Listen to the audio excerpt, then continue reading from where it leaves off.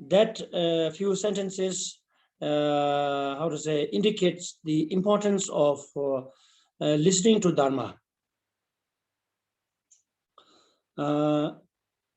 So it says, very briefly saying, is that without listening or hearing Dharma, we won't be able to distinguish the good and bad, what we should do, what we should not do, by body, speech, and mind. Now, whenever we do this, you please keep in mind that whenever you do something positive or negative, that therefore we call it gosum. Gosum means 3 gates or 3 doors are the body, speech, and mind. Either you do positive actions, there is no 4th door which will do. It must be done mentally, verbally, or physically. Even if you do something non-virtuous or negative, that also has to be done by mentally, verbally, or physically. Therefore, it's called gosum, means 3 gateways, or you can say 3 doors. So in order to enter a house, we need to enter from the door. So therefore, it's called gosum.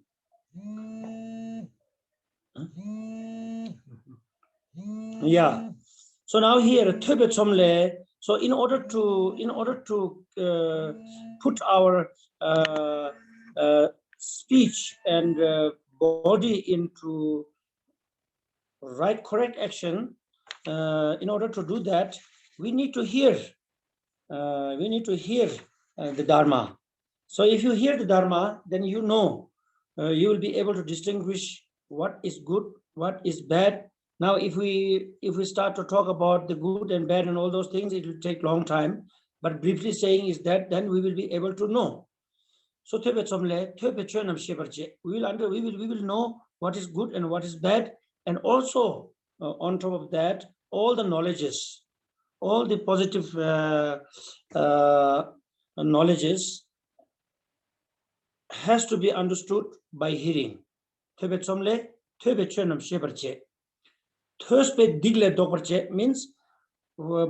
because of hearing the Dharma, we will be able to get away or get distance from negative actions, verbally, physically, and mentally. Then when you hear the Dharma, then you will know. Means non-important activities. So in that, it is very vast. But briefly saying is that means eluded, the actions which we do or which we seek for by the eluded mind or deluded mind. And deluded mind means, like, for example, there are many examples, but one example is that when we go to when we travel in the desert, when the desert is very far, very big desert, like Sahara Desert, or in Middle East, there are big deserts. So when you go there, and when you feel very thirst, because in those, how to say, deserts, there are very few water. So when you because of the heat, and at the same time, maybe it's psychologically also, you feel extremely thirst, and because of that, you start to see something. I have seen, maybe you might have also seen. It's if you look from distance, it seems like a stream, like a water flowing, or like a lake. And then because of this, our thirst mentally, then it attracts you to go there, because you think that is a water, and then we run there. Instead of going to your own destiny, You go there in order to get rid of the thirst, the difficulty of thirst. So you go there, and then you do not find anything, because it's not a real water. It's just appearances. Looks like diluted. So we use our energy, the left energy, for no reason, because of ignored. So similarly, Dhanmayinpa means in mentally we are thirst like a person who are traveling in the desert with thirst. Similarly, we are thirst of joy, happiness, and we really want to get rid of the suffering, like the person who want to get rid of the suffering of thirst. So similar way, we are always seeking for something better, happier, more relaxed, more comfortable, more this, more that. But as though that person, as the person goes runs after the vision, we are also running after something, meaningless things, running after,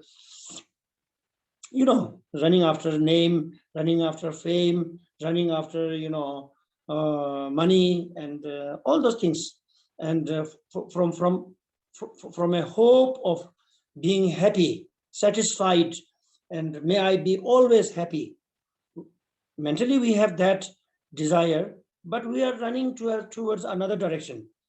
So if you hear Dharma, then you will understand those kind of misconceptions.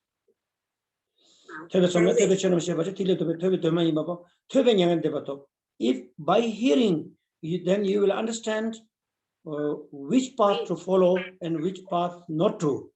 Therefore, we will be able to get ourselves liberated from the present stage to a better, and then slowly to enlightenment. That also depends on the hearing of Dharma. You understand?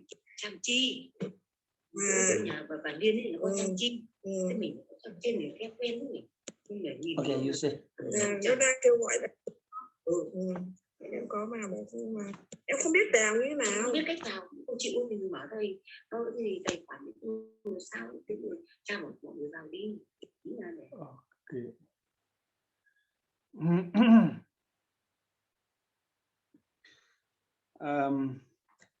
Trong việc giảng dạy Phật pháp, cái việc cần thiết là làm thế nào để chúng ta có thể đưa giáo pháp vào thực hành. Cái điều đó vô cùng là quan trọng. Nếu chúng ta không biết cách làm thế nào để áp dụng, để thực hành, thì chúng ta sẽ không có mấy lợi ích và cũng không thể nào tận dụng được hết cái lợi ích của Phật pháp. Cái điều quan trọng đầu tiên là khi mà chúng ta nghe pháp. Khi chúng ta nghe pháp thì chúng ta sẽ biết được điều gì nên làm và điều gì nên tránh. Bất kỳ những cái nghiệp tốt hay nghiệp xấu nào mà chúng ta làm thì nó đều thông qua 3 cửa. Đó là thông qua hành động, lời nói và suy nghĩ. Chỉ có 3 cái cửa đó, bất kỳ chúng ta làm cái việc tốt nào nó cũng thông qua hành động, lời nói và suy nghĩ. Bất kể chúng ta làm cái việc xấu nào, nó cũng chỉ có thể thông qua hành động. Có cái cửa thứ tư. Thì đó được gọi là giống như là khi mà chúng ta đi vào trong nhà, chúng ta phải đi qua cửa. Thì đây cũng như vậy, khi mà chúng ta tạo nghiệp tốt hay xấu thì chúng ta cũng chỉ có cách thông qua 3 cái cửa đó. Như vậy là khi mà chúng ta nghe Phật pháp ấy, thì chúng ta sẽ biết làm thế nào để chúng ta có thể tránh được những cái hành động tiêu cực từ thân, khẩu và ý. Và chúng ta sẽ biết được những cái điều gì mà chúng ta làm nó là vô nghĩa. Và khi mà trong quá trình trong cuộc sống ấy, thì hầu hết chúng ta đều tìm kiếm cái niềm hạnh phúc, tìm kiếm những cái niềm vui, niềm hạnh phúc, tất cả những cái đó nó giống, Ngài lấy ví dụ, nó giống như là cái việc mà chúng ta đi trên sa mạc ấy. Cái đấy nó bắt nguồn từ cái tâm, gọi là cái tâm ảo tưởng. Thế thì nó giống như cái người đi trên sa mạc. Khi đi trên sa mạc ấy thì vì rất nóng, trên sa mạc rất là nóng, cho nên là cái người đó sẽ rất là khát. Bởi vì rất là khát cho nên là người ta sẽ rất là mong muốn có thể tìm được nước. Tuy nhiên là trên sa mạc ấy thì do cái hơi nóng, rồi mặt trời, rồi có thể là hơi nước, hoặc là có thể là một cái mây thế nào đó, nó sẽ tạo nên những cái ảo ảnh. Nên những cái ảo ảnh là có thể là giống như là hồ nước, hay là giống như là dòng suối. Thế thì thay vì là đi trên sa mạc thì chúng ta phải có cái đích đến, thì chúng ta cần phải đi đến cái đích của chúng ta. Tuy nhiên là vì chúng ta khát quá, cho nên là khi mà chúng ta nhìn thấy cái ảo ảnh của nước đấy thì chúng ta sẽ, thay vì chúng ta đi đến cái đích của chúng ta thì chúng ta lại đi thẳng đến cái nơi mà có nước, bởi vì chúng ta vô cùng là khát.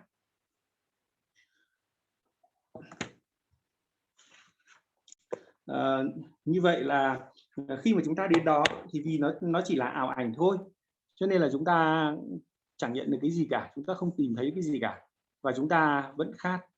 Thế thì trong cái cuộc sống của chúng ta cũng hoàn toàn như vậy.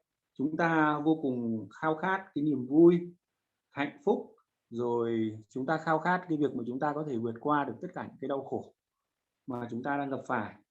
Chúng ta luôn luôn tìm kiếm những cái điều gì đó để được hạnh phúc hơn, được thoải mái hơn, được vui vẻ hơn, vân vân. Thì tất cả những cái điều đó nó giống như là chúng ta đang rất là khát, và chúng ta luôn luôn chạy theo những cái điều đấy. Chúng ta luôn luôn chạy theo tất cả những cái mục tiêu như vậy. Ví dụ như là cái mục tiêu cho sự nổi tiếng, để có được cái tên tuổi, hay có được tiền bạc, vân vân.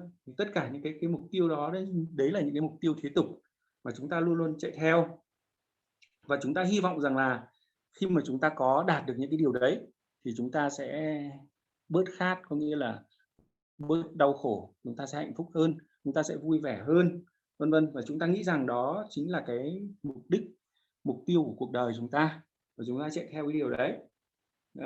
Nhưng mà thực tế tất cả những cái điều đấy nó đều xuất phát từ những cái tâm, gọi là tâm ô nhiễm, tâm ảo tưởng của chúng ta, mà nó tạo ra những cái điều như vậy. Nó cũng giống như ở trên sa mạc ấy, nó xuất hiện những cái ảo ảnh.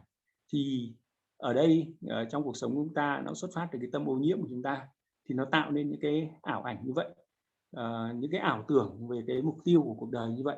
Và như thực tế mà nói, khi mà chúng ta đạt đến những cái điều đấy thì chúng ta cũng vẫn khát, bởi vì nó không thể giải quyết được cái đau khổ của chúng ta, không thể giải quyết được cái nguồn gốc đau khổ, cái nguyên nhân đau khổ của chúng ta, và chúng ta vẫn hoàn toàn vẫn là khát. Chính vì như thế, khi mà chúng ta nghe Phật Pháp thì chúng ta sẽ biết được là cái điều gì chúng ta nên làm, điều gì chúng ta nên tránh, cái điều gì chúng ta nên theo, điều gì chúng ta không nên theo. Thì chính vì chỉ có thể là từ nghe Phật Pháp mà chúng ta mới có thể nhận ra được, hiểu được cái điều đó. Nó gọi là trí tuệ do lắng nghe. Thì chúng ta có thể hiểu được cái điều đấy, và chúng ta sẽ biến chúng ta từ cái người xấu trở thành người tốt, người nào tốt thì trở thành người tốt hơn, người tốt hơn thì có thể sẽ nhanh chóng đạt đến cái sự giác ngộ. Thì đấy là cái tiến trình, cái con đường mà chúng ta nghe Phật Pháp để chúng ta đạt được cái mục đích, cái mục tiêu, đó là loại bỏ cái đau khổ, và chúng ta đạt được giác ngộ, giải thoát. Isn't it? It is understandable, right? I don't get any answer saying yes or no.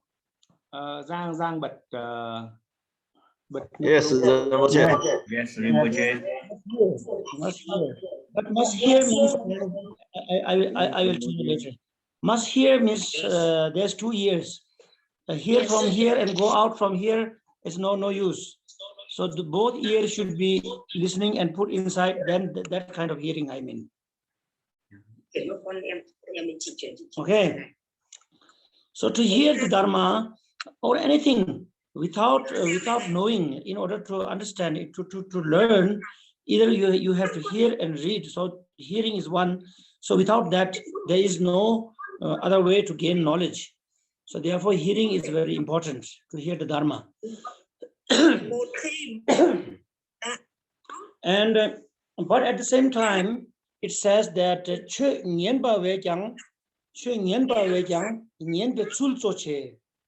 you know, hearing is that important, but at the same time, the way how you listen, or the way how you hear the Dharma is even more important.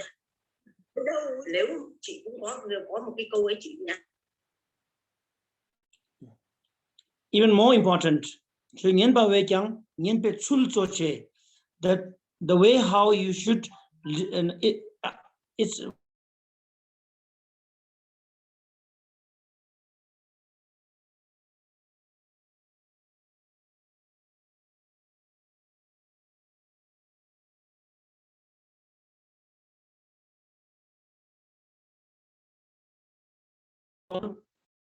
hearing, but the way how you hear, the way how you listen. You understand? There are so therefore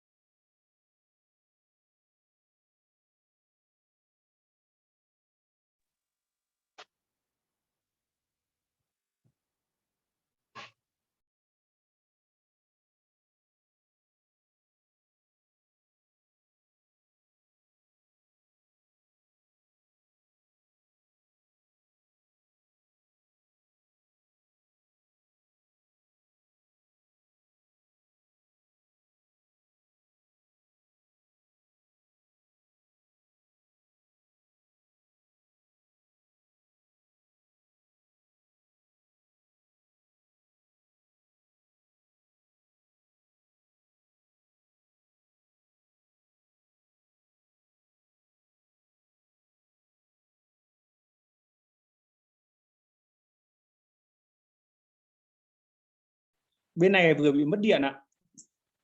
Bên này vừa bị mất điện cho nên là mạng bên này vừa bị xin lỗi mọi người, là bên này vừa bị mất điện cho nên là cái mạng nó mất, nên là vào qua 4G.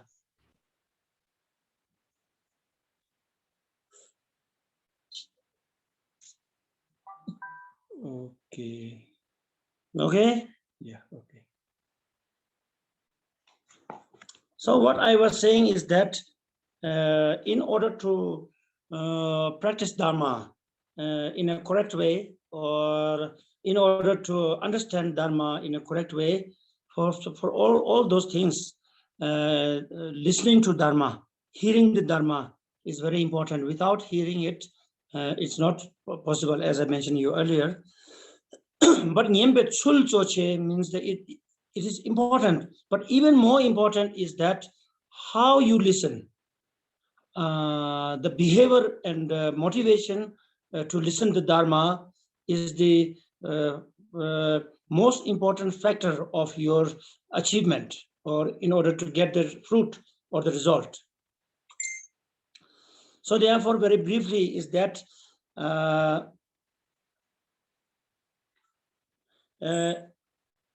in generally, Nogi Kyonsum Jimatuk Minzin Banga, there's three different how to say teachings.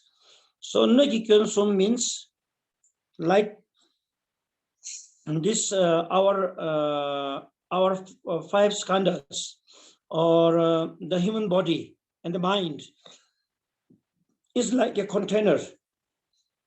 It's like a container which holds the object which you put in. So, for example, if you have a so therefore, if you want to fill a container with a milk or a something valuable, something valuable, something like a medicinal, let's say. So if you want to put in that, if you want to fill that container with it, but if you put the container upside down like this, now means if your hearing sensation is not concentrated on the words, then it's same as the container which you could put upside down. No matter how much of a medicinal or medicine, or anything good you put, nothing will be gone inside. Nothing can be held. Everything will be fell outside. Why? Because you have put the container upside down. You have done a mistake.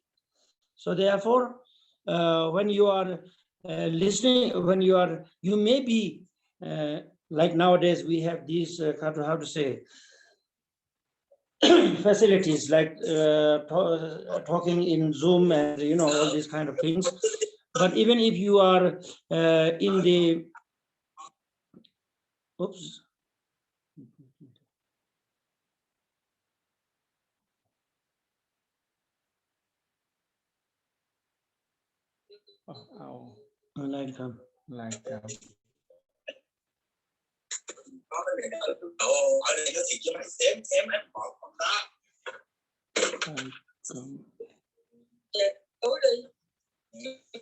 yeah, can you hear me?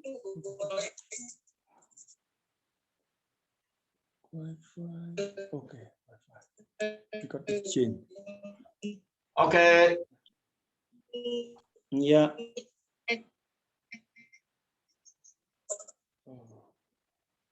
Okay.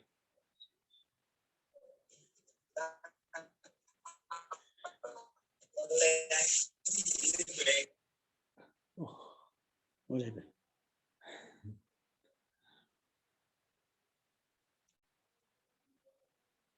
Oh, it's there. Right, it's there. Yeah. Okay. Okay, can you hear me? Hello. Mọi người đang Yes, okay. You're back. We hear you. Okay, mà cho nên là nó chuyển sang cái wifi, cho nên là nó lại bị chuyển mạng. So actually these are very precisely, it's taught in what do you call taught in like words of my perfect teacher, or the Jewel Ornament of Liberation, and all those things in those books it's mentioned, but I just want to mention you briefly. So therefore, if you put the container upside down, nothing, none of the any liquid or the food or the milk cannot be entered into it, because you have done mistake. So therefore, if you want to fill the container with that nectar, then you have to put what do you have to do? You have to put right away, right? Yeah. So therefore, even you are participated in the classroom or in the temple or wherever you are there, but if you are, I can't say your ear might be this how to say organ, the organ of the ear may be there, but the consciousness after the ear, if that is distracted, then it is same as you are not there. Physically you are there, but mentally you are not there. So nothing can be understood. So therefore, instead of that, we must concentrate on the words of the teaching, words of the Dharma. Now I'm the Kabub Tabikun. Yilla means in Shabdul Tabikun means even if the container is how to say, in a right way, like this, but if it has a hole underneath, if there's a hole under the cup, under the container, you put water, but no matter how much of nectar you put, it will be drained out. So nothing will be left. So therefore, even if you are participated in the classroom or in the temple where Dharma teaching is taught, but if your mental concentration is running around somewhere else about your business, about your I don't know, about thinking of your home or all those kind of as I told you at the beginning, on the meaningless things, then it is same as not participating. There will be nothing left. So therefore, your intention to the word, not only to the hearing the words, but the meaning of the word, to capture it, to record in your mind has to be very alert. Now I mean the Kabutabikin, Yilla means in Shadul Tabikin. But at the same time, the third one is that although a container is on the right, how to say, in the right manner, and even if there is no hole, but if the container is not washed, if it is rusted, or if it has some kind of a a poisonous thing stuck on the container, no matter how much nectar or milk or something you put in, if you drink that, instead of making you healthier or healthier, it will harm you, because it is not washed, it is not cleaned. So in a similar manner, you are listening to the word and you are understanding the teachings, meaning of the words, but at the same time, if you are listening the teaching of the Dharma for another purpose, for worldly purpose, I will learn Dharma, I will become a Lama or person called like me, like Rinpoche, and then I will have hundreds and thousands of students, then they all will give me money, then I will become very rich, and I will do this, I will do that, and so forth. With this kind of a purpose of, if you listen to the Dharma with this kind of a purpose, or to make yourself very important or something like that, it's not only to you, it's also for me, for every one of us. If you listen to Dharma, or if you study Dharma for that purpose, then you will get that result. Then you will get that as your result or fruit, because as the Shanti Deva in Bodhisattva's way of life, it says that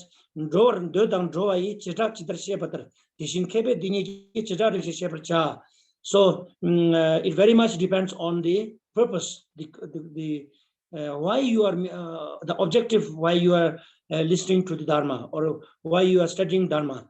You can become doctor, you can become geshe, you can become kempo, you can become very learned of Dharma, but you cannot. The purpose of Dharma is to liberate oneself, right? what do you call that? In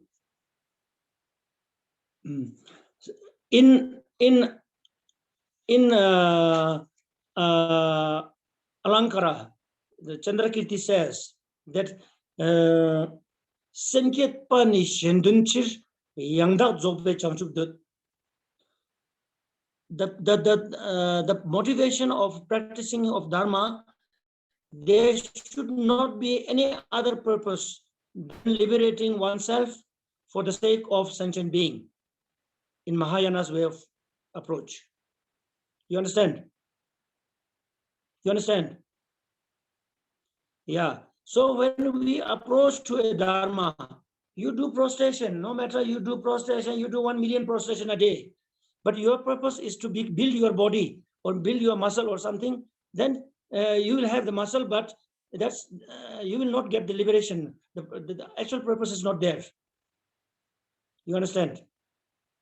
So the three negativities of the container ourselves, we have to modify that. We have to modify that. This modification, as Anila said to me, that Rinpoche, you may bless me. No one can bless you to perfect yourself. That you have to bless yourself to perfect. I have to bless myself to perfect myself, to become a right container. You understand? Then Timatuk means negativities.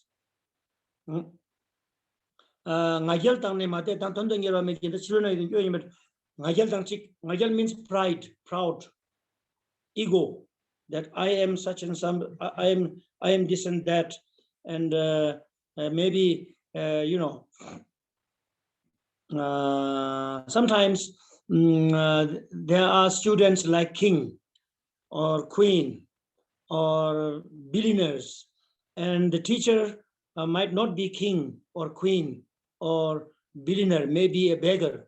But then the student, if he or she is a king or queen, and the student, the teacher is not, then he may think, oh, I am a king, I am a queen, I am a billionaire. He's just this person is just a regular person or a beggar. And I am better than him. How can that kind of pride, sullen with pride?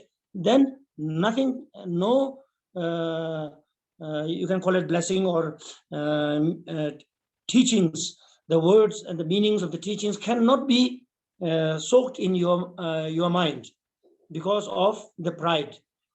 We have saying that means if you have pride, if you are proud, and if you have an ego, then you are like your mental attitude is like a like a hill, like this. So how much ever it rains, everything will be drained off, nothing will be held there. You see, so therefore, pride, all these things we have to look at yourself. Dharma is to correct ourselves, not to correct someone else. So therefore, first of all, you have to, when you listen to Dharma, first of all, you have to look at yourself, and you should see your mental attitude.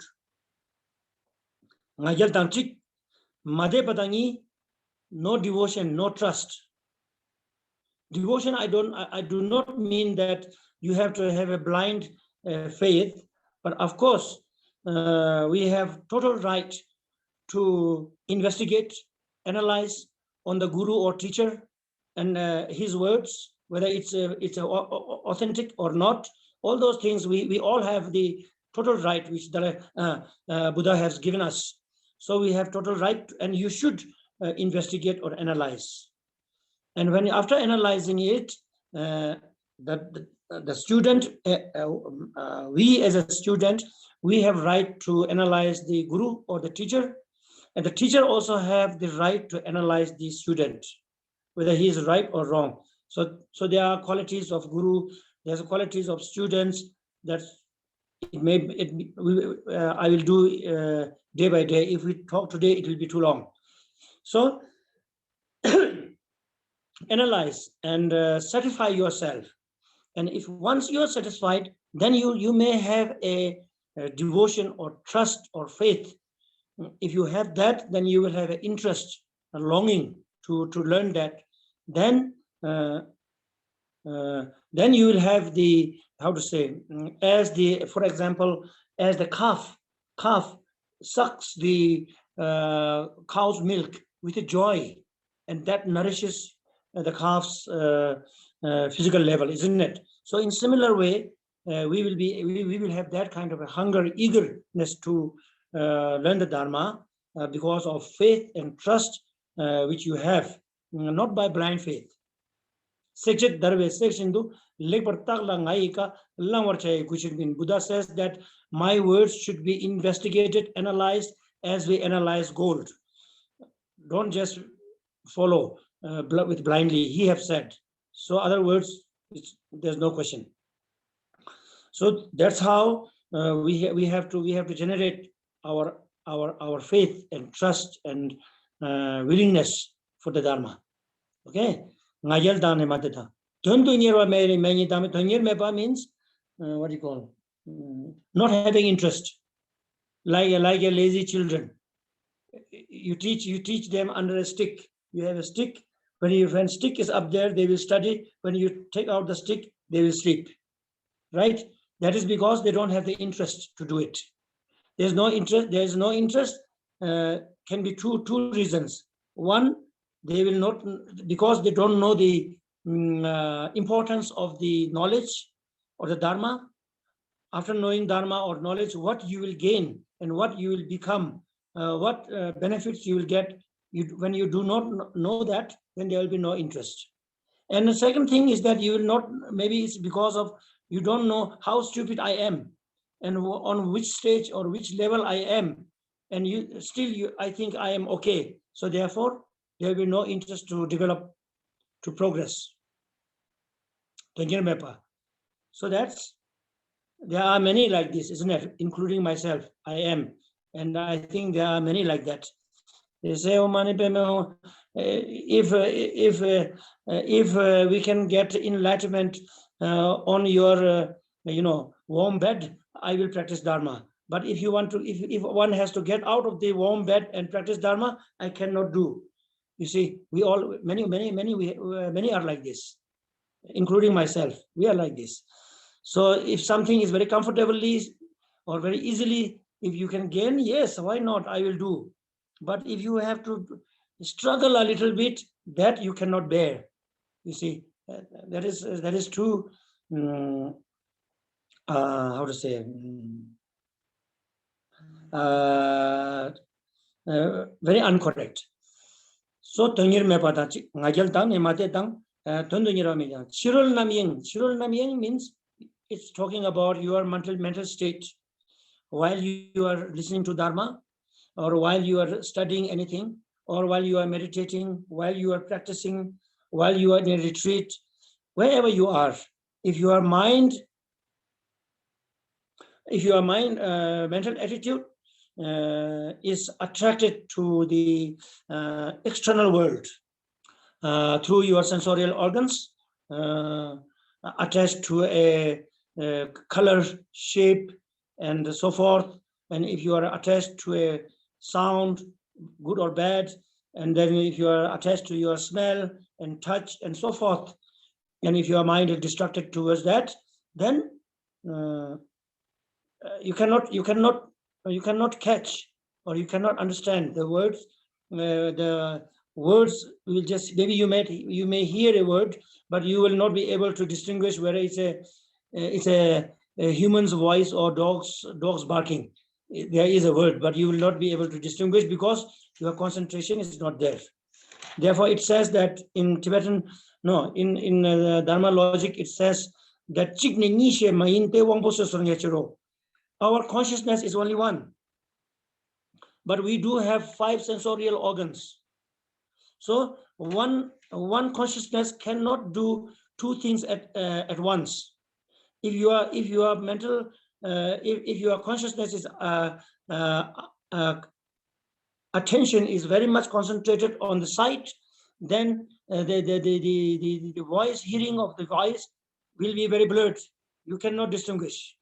Or if your mental level is so too much attracted to this hearing on the sensorial of ear, then other sensorial organs will be not much. You cannot distinguish, isn't it? Yes or no? Yes. Yeah. Yes. Yeah. So therefore, there is no capacity in our consciousness, human mind, that they can do two times at once. Like in Tibetan, we say that playing a flute and eating a tsampa together cannot. Tsampa, you know tsampa? Maybe you don't know tsampa. You eat a cake, you eat a noodle, you are chewing noodle, and at the same time, if you want to play a flute, can you do that? Cannot, because you have only one mouth. There are some people I saw, they can play flute through nose, but at the same time you can solo or not, that I don't know. But yes, you cannot play. So in the same way, you want to listen to the Dharma and at the same time I want to watch a movie, that cannot be done. So therefore, Chirol Namien, if your mind mental level is distracted outwards, then you cannot catch. So that also. Yidudang, yiduba means then if your mind is too much concentrated and try to catch, if you're too much concentrated like this, then also you will lose many things. Like many of you know already, I think, that in the words of my perfect teacher, and in many teachings, it says that like a what do you call, grizzly bear. You know bear. Grizzly bear, you call. There's a brown bear. So in Taiwan and in Vietnam, in mountains, I don't know, but in cities you do not have that. We call groundhopper. We call chipa. It looks like a monkey, but small one. It goes under the ground. So that grizzly bear, he is so greedy that he want to eat that what you call that groundhopper. So he digs, and he catch one, and actually he should eat that. Then if his tummy is not filled, then he can dig another one and catch another one and eat. But he's so greedy that digs and catch, put under his bump like this. He put under his bump and then dig. He digs again and then catch another one, and when he puts underneath, the other one is gone from behind. You understand? So that's how he catches. Maybe he catches 100 that animal, but at the last he gets only one. The others are all gone, run away from backside. When he put from here, the other one is gone from back. And he catch and put here, and then goes from back. Nothing is left. Only one is left at the end. So like that, if our mind is too much, how to say, narrow-sighted, then it becomes like that. At the same time, when you're listening to the Dharma, well, nowadays, I don't think we have that problem, but in previous times in Tibet, or maybe in Bhutan also, or in Ladakh, in Himalaya regions, there is no such comfort. So therefore, when they teach Dharma, there is no mattress under you, and there's no roof, there is no air condition or heater, centrally heated, and so things like that. So there is no protection. So when you listen to the Dharma, sometimes it's burned by sun, or sometimes it's because of the rain, because of the cold, because of the heat. So you become frustrated. And then at the same time, if you listen to Dharma, so because of this frustration, you will be not able to hear the Dharma or understand the words of Dharma. So therefore, as I told you, you can some Jimadruk,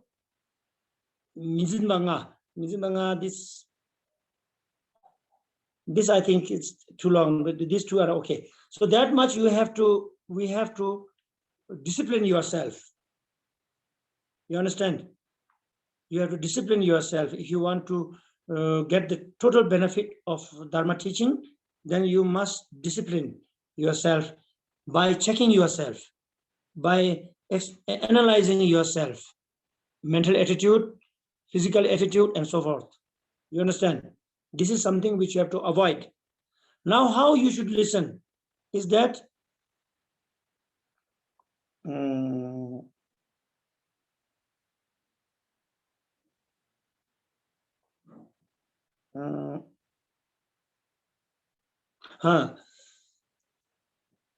Rabtu in Kirap, in Jataka. In Jataka is a Buddha's story. Jataka, you know, it's before Buddha became Buddha.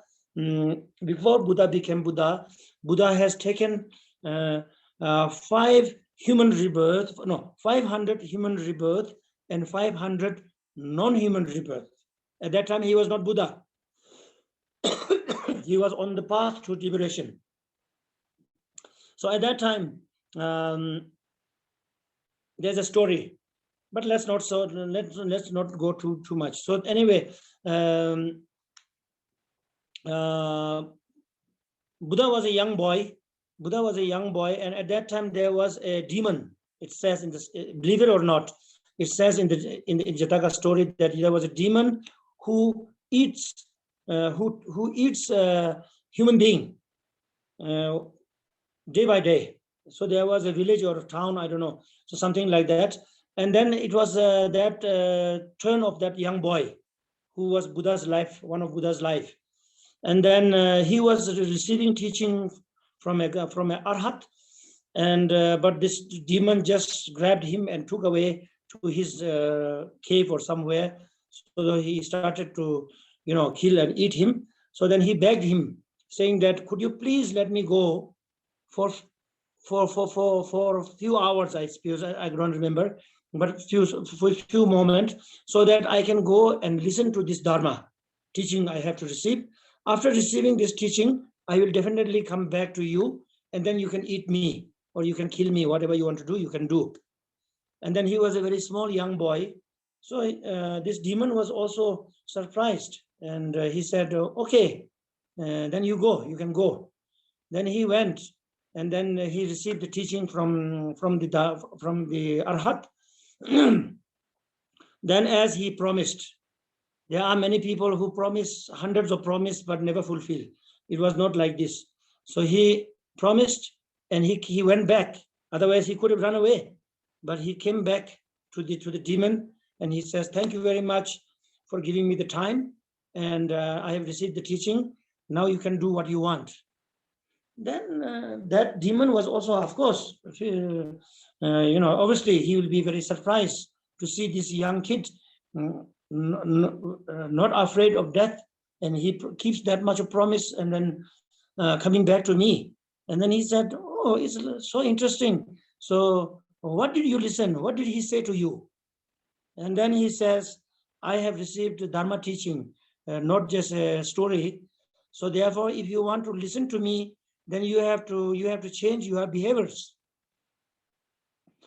And then the demon says, "Oh, really? Then what is the behavior?" Then he said, "Rab tumma ve salanduk tulepane number ke."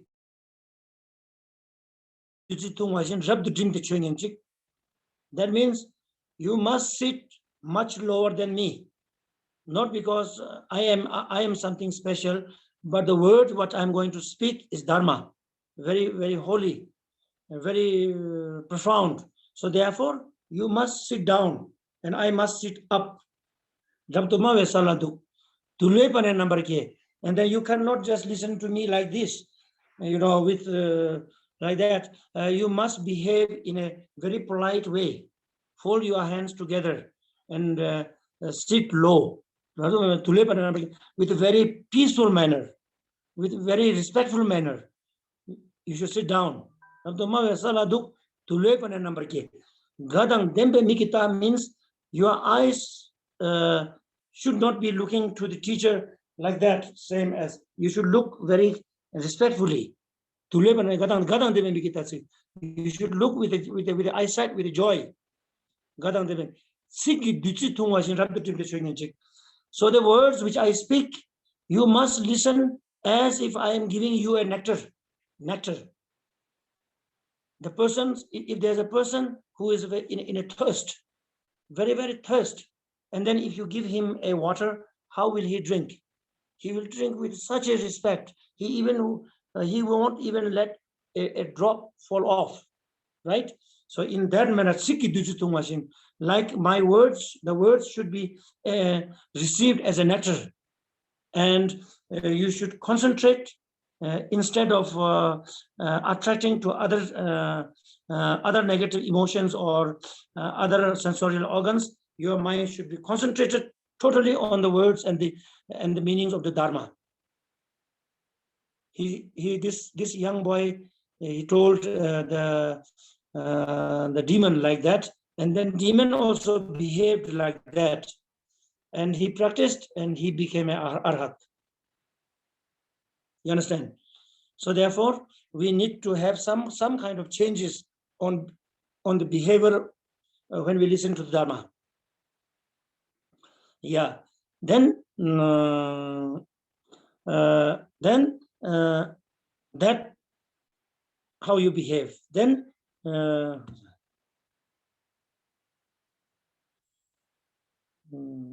okay, first you say this.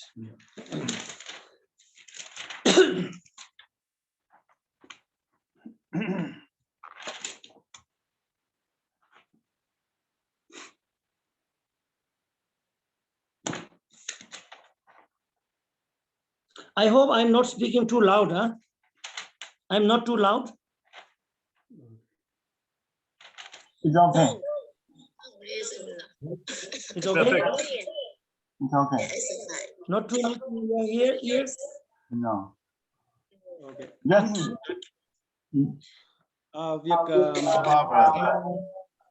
Việc nghe pháp. Okay, one second. So therefore, when someone is giving a teaching of Dharma, then if you use cell phone at the same time, that is also misbehaving, I believe. You see, it's also misbehaving. And when you are receiving the teaching of Dharma, if you're talking to someone else, blah, blah, blah, blah, blah, that is also, it indicates, we call body language, isn't it? From there, like a psychiatrist, you can see that person does not have much interest. That something to talk is more important than Dharma, so therefore he's listening to that, or this mobile phone. So these behaviors are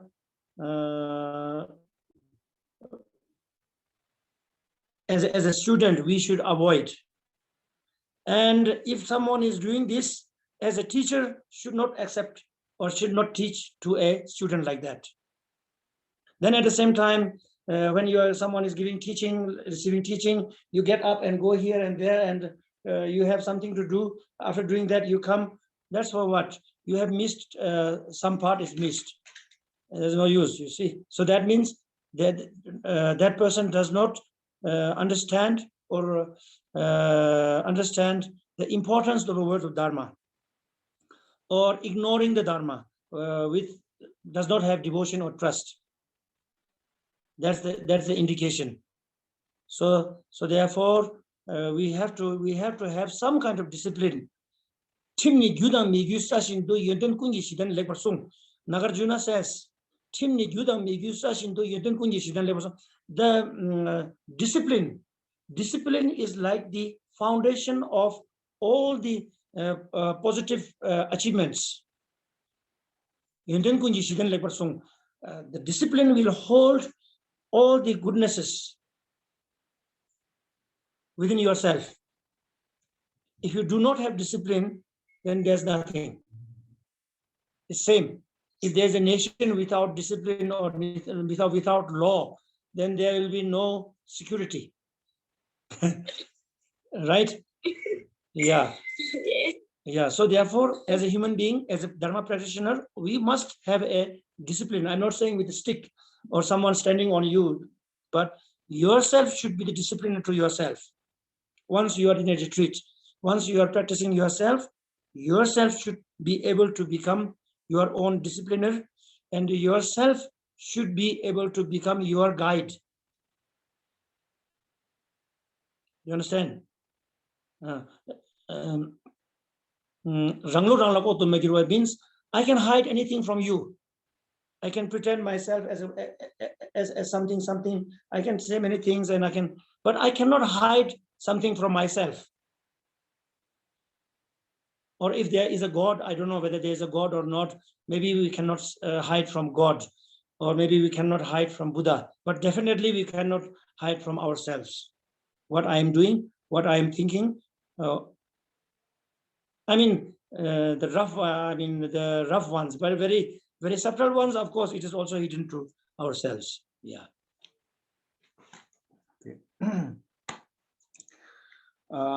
Nghe pháp là vô cùng quan trọng để chúng ta có thể có được những cái hiểu biết, những cái tri thức để chúng ta có thể thực hành. Tuy nhiên là cái việc mà cái thái độ của chúng ta nghe pháp như thế nào, thậm chí nó còn quan trọng hơn là cái việc chúng ta nghe pháp. Once again. I'm not sure. Sorry, because that is not the problem, because it's not in their culture, like in West. I don't know, it was in Poland, or I don't know, it was somewhere, maybe in Italy or somewhere. I was asked, it was in Italy, in Toscana, and I was giving some kind of teaching. I was, sharing some Dharma teaching like this, and then there was quite many people, and then it's not that non-respectful, but that's their way of, they don't care. So someone lying down like this, and then listening to me, and there were some boys and girls, maybe they are boyfriend and girlfriend or whatever, so they kiss each other like this and listening to Dharma. Yeah, it was very surprising. Yeah, but it's not because they don't respect, they don't know, it's just free, it's that they don't know. But yeah, but then after that I also told them like this, it's that's kind of, it's kind of a misbehaving, so it's something new for them. Yeah, but for us Asians, I think we are very used to it, isn't it? We know, so we should be very aware of this.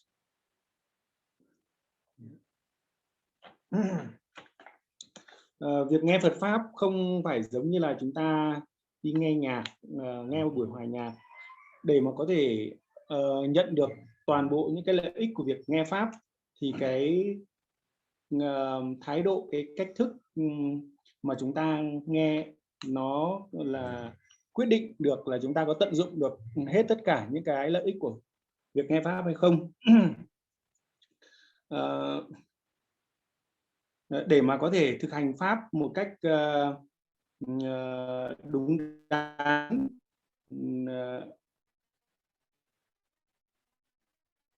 cái việc mà chúng ta nghe pháp vô cùng quan trọng.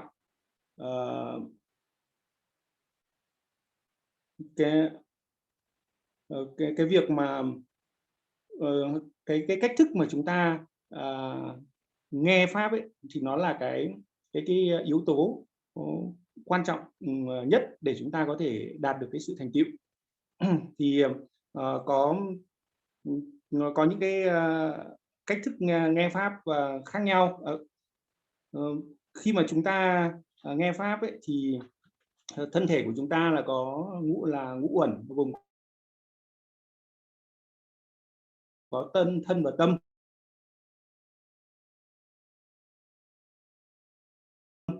Thì nó giống như là cái thứ nhất là cái bình chứa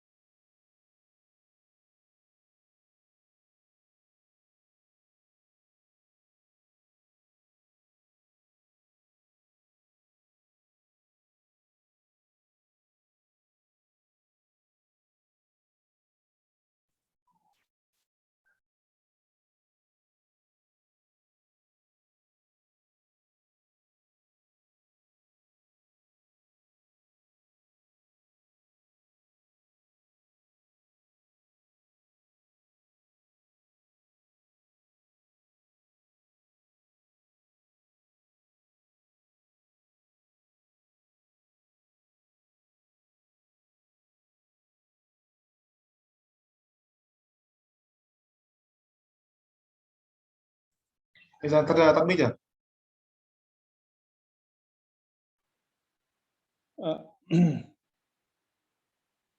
Ví dụ như là cái động cơ của chúng ta là trong cuộc đời, ví dụ như là nếu mà chúng ta là một nhà sư thì chúng ta muốn nghe pháp để chúng ta trở thành một cái nhà sư, một lama hoặc một khenpo, chúng ta là những cái Phật tử thì chúng ta mong muốn nghe pháp để chúng ta có được tiền bạc, có được sự nổi tiếng, vân vân. Thì những cái động cơ này ấy, thì chúng ta sẽ đạt được những cái mục đích của chúng ta. Tuy nhiên cái mục đích giác ngộ giải thoát thì nó sẽ không đạt được. Thì đấy là cái bình không được cọ rửa, hay là cái bình chứa chất độc, hay là cái động cơ của chúng ta là động cơ sai.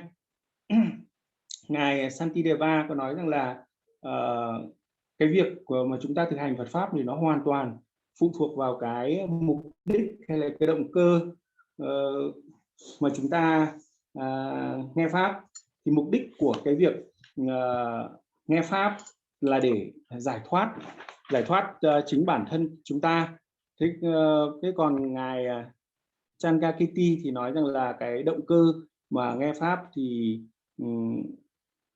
không nên có bất cứ một động cơ nào khác ngoài động cơ giải thoát tất cả các chúng sinh. Thế thì đấy là động cơ của Bồ Tát. Thì chỉ khi có cái động cơ này chúng ta mới có thể đạt được giác ngộ giải thoát. Thế thì nếu mà chúng ta có những cái động cơ ở cuộc đời mà chúng ta nghe giảng pháp thì chúng ta sẽ không đạt được cái mục đích của chúng ta là giác ngộ giải thoát. Thì nếu mà ví dụ như là thậm chí chúng ta có lễ cả 1000 lễ một ngày thì chúng ta cũng có thể chỉ đạt được, ví dụ như là chúng ta khỏe, cái cơ thể của chúng ta nó sẽ có nhiều cơ bắp hơn, vân vân. Nhưng mà giác ngộ giải thoát thì chúng ta sẽ không bao giờ đạt được nếu như chúng ta không có cái động cơ là giác ngộ, là giải thoát cho tất cả các chúng sinh. Thì đây là động cơ của Đại Thừa. Nếu mà không có cái động cơ này thì thực hành Phật pháp không có cách nào để đạt được giác ngộ. Lúc nãy thì sư cô có nói với ngài rằng là Rinpoche hãy gia trì cho con. Thế thì ngài mới nói rằng là không ai có thể gia trì cho bạn được ngoài chính bạn cần chính bạn gia trì cho bạn, và bạn phải tự hoàn thiện mình.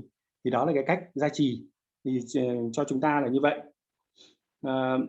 Cái thái độ thứ tư mà chúng ta nghe pháp sai đó là chúng ta rất là tự hào tôi là thế này, tôi là thế kia. Thế ví dụ như là có những đệ tử giống như là vua, là hoàng hậu, hay đệ tử là những tỷ phú, thì và cái người thầy thì cũng chỉ là một người giống như một người ăn xin chẳng hạn. Thế thì lúc này chúng ta sẽ có những cái tự hào, tôi là vua, tôi là tỷ phú, tôi hoàn toàn là hơn hẳn cái người thầy của mình. Thế thì khi đó chúng ta sẽ không có cái cách nào mà những cái từ ngữ của người thầy nó có thể ngấm vào trong tâm chúng ta, thẩm thấu vào trong tâm chúng ta để chúng ta có thể thực hành được pháp. Thì nó giống như là một cái đồi, cái núi ấy, thì bao nhiêu mưa, cái tự hào hay là cho mình là thế nọ thế kia thì nó giống như là cái núi, thì bao nhiêu cái giọt nước mưa xuống ấy nó cũng không có cách nào để đọng lại được. Thì Phật pháp là để chúng ta sửa chữa chính bản thân chúng ta. Thì chúng ta cần phải nhìn vào trong tâm chúng ta để chúng ta thay đổi chính bản thân mình, không phải là Phật pháp dùng để sửa chữa người khác. Cái thái độ thứ 5 đó là chúng ta không có được cái tâm trí thành, cái sự tin tưởng. Thế thì chúng ta là những người học trò thì chúng ta hoàn toàn có cái quyền để chúng ta có thể tìm hiểu, xem xét bậc thầy. Một khi chúng ta tìm hiểu rõ rồi thì chúng ta cần phải có một cái niềm tin tưởng, thì một cái tâm trí thành, thì chúng ta mới có được cái thái độ nghe pháp đúng đắn. Và người thầy cũng như vậy, cũng hoàn toàn có cái quyền để có thể xem xét học trò. Thế thì khi mà bạn có được cái tâm trí thành, có được niềm tin tưởng ấy, thì bạn mới có cái mong muốn, có cái mong muốn để nghe pháp. Thì nó giống như là con bò nó uống sữa mẹ, thì nó cái thái độ của nó và cái cách nghe pháp cần phải có cái tâm trí thành như vậy. Ví dụ như là Đức Phật nói rằng là khi mà các bạn mà nghe những lời của tôi thì các bạn không nên tin một cách mù quáng, mà các bạn hoàn toàn có quyền là kiểm tra lại những cái điều tôi nói. Nếu mà các bạn thấy đúng thì các bạn nghe theo. Thì cái việc kiểm tra nó giống như là chúng ta thử vàng ấy, thì chúng ta cần phải thực hành, chúng ta cần phải xem xét, chúng ta cần phải suy ngẫm về những cái lời dạy như vậy. Thì chúng ta sẽ nếu thấy đúng thì chúng ta sẽ tự khắc là cái tâm chúng ta, chứ không phải là chúng ta đấy là lời của Đức Phật và chúng ta nghe theo một cách gọi là không có cái sự suy xét gì cả. Thì nó giống như là đấy là nghe theo một cách mù quáng. Thế thì cái Phật pháp là chúng ta cần phải có cái sự suy xét, cần phải có cái sự suy ngẫm, và chính tự chúng ta cảm thấy đúng thì chúng ta mới thực hành nó mới được một cách chủ động theo chính cái chính kiến của mình, và nó mới được lâu dài. Nếu chúng ta chỉ có nghe theo một cách mù quáng thôi thì chúng ta cũng sẽ dễ bị cái thái độ thì nó sẽ không đúng, và chúng ta nó không tự xuất phát từ chính trong cái nhận thức của chúng ta, thì nó sẽ không phát triển được cái trí tuệ của chúng ta. Cái thái độ thứ 6 là nghe pháp mà không có cái niềm hứng khởi, cũng không có cái niềm hứng thú hay cái sự quan tâm. Giống như là cái đứa trẻ con ấy, khi mà chúng ta muốn nó làm gì chúng ta phải cầm cái roi để chúng ta đe dọa nó thì nó mới làm, còn khi không có cái roi thì nữa nó cũng không làm. Thế thì cái nghe pháp cũng không nên có một cái thái độ giống như vậy. Thì những cái người mà nghe pháp như vậy là những cái người mà có thể không biết được cái lợi ích của Phật pháp nó như thế nào, hoặc là chúng ta không biết được là chúng ta ngu ngốc ra làm sao. Thế thì cái người mà không biết lợi ích như thế nào, Phật pháp như thế nào thì người đấy cũng không muốn nghe pháp. Và cái người mà không biết chúng ta ngu ngốc như thế nào thì chúng ta cũng không có lý do gì để chúng ta cần phải sửa đổi mình cả, bởi vì mình luôn thấy là mình thế là ổn rồi, thế là tốt rồi, thì không có gì cần phải sửa đổi để tiến bộ cả. Như vậy là không có được cái động cơ, cái mục đích để mình tiến bộ lên. Có rất là nhiều người giống như vậy, và gồm có cả Ngài nói là bao gồm có cả tôi như vậy. Ví dụ như là khi mà chúng ta thực hành Phật pháp thì cần phải có một cái giường ấm, rồi cần phải có những cái điều kiện này điều kiện kia thì chúng ta mới thực hành. Khi mà không có cái điều kiện như vậy, hoặc là có những cái khó khăn nào đó thì chúng ta cũng không thể nào mà chúng ta chịu đựng được. Thế thì đó là những cái thái độ nó không đúng.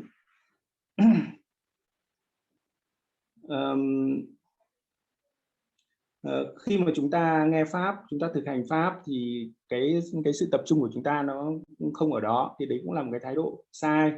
Thì khi mà chúng ta ngồi nghe pháp nhưng mà cái tâm của chúng ta nó lại chú ý đến những cái điều trong cái cuộc đời của chúng ta. Ví dụ như là chúng ta chú ý đến những cái âm thanh nó là tốt hay nó xấu, chúng ta chú ý đến cái mùi vị, chú ý đến những cái điều đấy, thì lúc đấy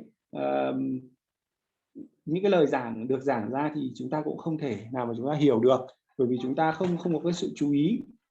Cái sự chú ý của chúng ta nó chạy đi theo những cái giác quan ở bên ngoài. Thì lúc đấy Ngài nói là chúng ta không thể phân biệt được cái lời dạy và cái tiếng chó sủa nó là như thế nào, thì chúng ta nó cũng chỉ là âm thanh thôi, chúng ta không có cái sự phân biệt được cái điều đấy. Có nghĩa là cái tỉnh thức của chúng ta nó không có ở đó. Thì cái tỉnh thức của chúng ta chỉ có một cái tỉnh thức thôi. Một cái tỉnh thức thì chúng ta tại một thời điểm chúng ta chỉ có thể làm được một việc. Nếu như mà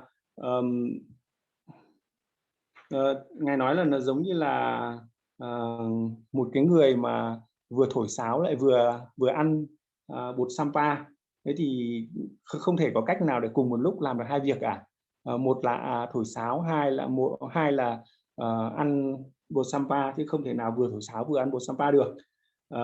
Bởi vì chúng ta chỉ có một cái miệng thôi, thì cái tâm của chúng ta nó cũng chỉ có một cái tâm tỉnh thức thôi, thì chúng ta cũng không có cách nào chúng ta vừa làm cái việc này lại vừa làm cái việc kia được một cách tốt nhất cả.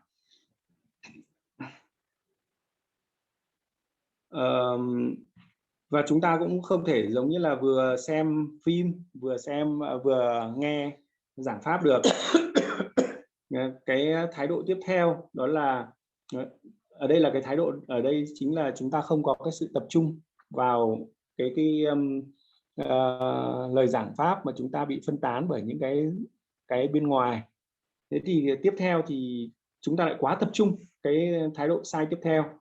Thứ 8 là chúng ta thái độ là quá tập trung. Khi chúng ta quá tập trung thì chúng ta sẽ bị mất đi cái ý nghĩa toàn cục của cái bài giảng pháp là như thế nào. Ngài lấy ví dụ nó giống như cái con gấu gì, Giang cũng không nghe rõ lắm, mà giống con gấu gì thì nó khi mà nó đào bới để nó bắt một cái con động vật gì đấy, thì nó rất là tham lam, cho nên là khi nó bới được bắt được một con thì đáng nghĩa là phải ăn ngay, thì nhưng mà vì nó rất là tham lam cho nên là để xuống mông của nó lại tiếp tục đào, thì nó bắt được con thứ hai thì nó lại để xuống mông, thì cái con ở cái mông thì nó lại chạy mất. Thế thì tức là luôn luôn ở đây ấy, là chúng ta quá tập trung là chúng ta chỉ nghe được cái điều gì đang nói thôi, thế còn những cái mà đã nói ở trước thì chỉ chúng ta quên hết. Thì nó cũng giống như vậy. Và ví dụ như là cái con này nó bắt được 100 con, nhưng mà khi mà cuối cùng ấy, thì nó cũng chỉ có được một con, những cái con kia là nó chạy mất hết. Thế thì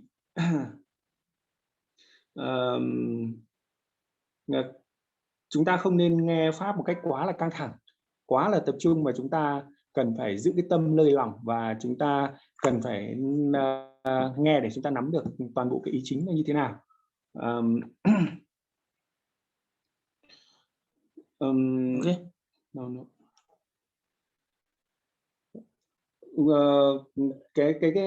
Cái ý này thì có thể là bây giờ chúng ta không gặp phải, nhưng mà ngày trước ấy thì tức là cái khung cảnh mà nghe pháp thì nó không có được cái sự bảo vệ, ví dụ như là bị nắng nóng, bị mưa, hoặc là chúng ta ngồi bài giảng quá dài, hay là chúng ta bị mệt mỏi vân vân, thì chúng ta không thể chịu đựng được.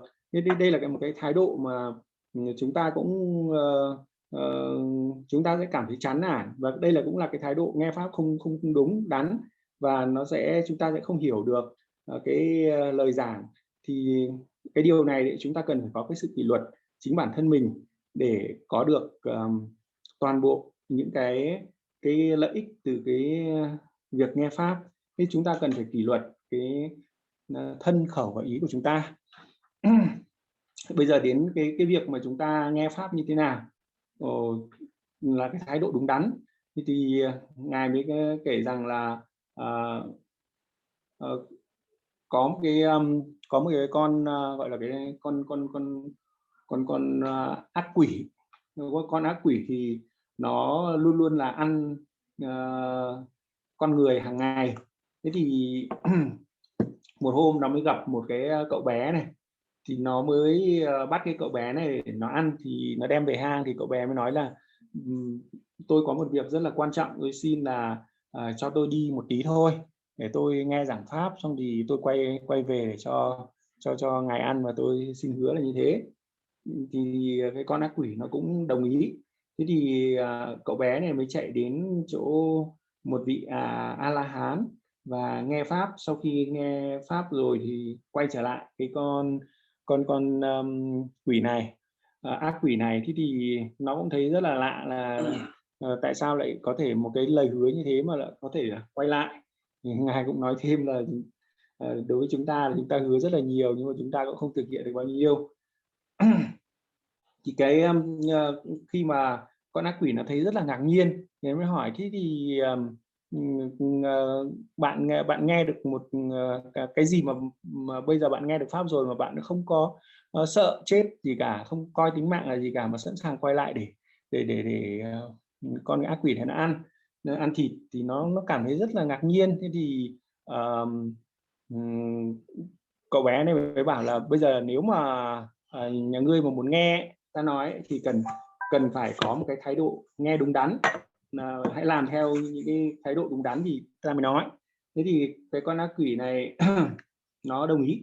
Thì đầu tiên cậu bé này mới bảo là đầu tiên ấy thì nhà ngươi phải ngồi thấp hơn ta. Không phải là Ngài nói là không phải là bởi vì cái người nói pháp cao quý, mà là đây là cái pháp được nhận từ Đức Phật nên nó rất cao quý, cho nên là khi mà chúng ta nghe pháp chúng ta phải ngồi thấp hơn cái người giảng pháp. Tiếp theo thì mà nhà ngươi nghe thì nhà ngươi cần phải nghe một cái có một cái thái độ lịch sự và tôn trọng, như giống như là phải chắp tay lại, rồi không thể nào mà nghe pháp nhưng mà ngồi với lại cái kiểu như là ngông nghênh chẳng hạn. Cái thứ ba nữa là mắt thì cần phải nhìn với cái sự tôn trọng và với cái niềm vui. Cái thứ tư, khi nghe những cái lời nói, lời giảng thì giống như là uống cam lồ. Thế thì uống cam lồ ở đây ý nghĩa là giống như là khi chúng ta rất là khát thì ai đó cho chúng ta nước thì chúng ta sẽ cảm thấy vô cùng là trân trọng và chúng ta uống không sót một giọt nào, còn sót một giọt nào, nó giống như vậy.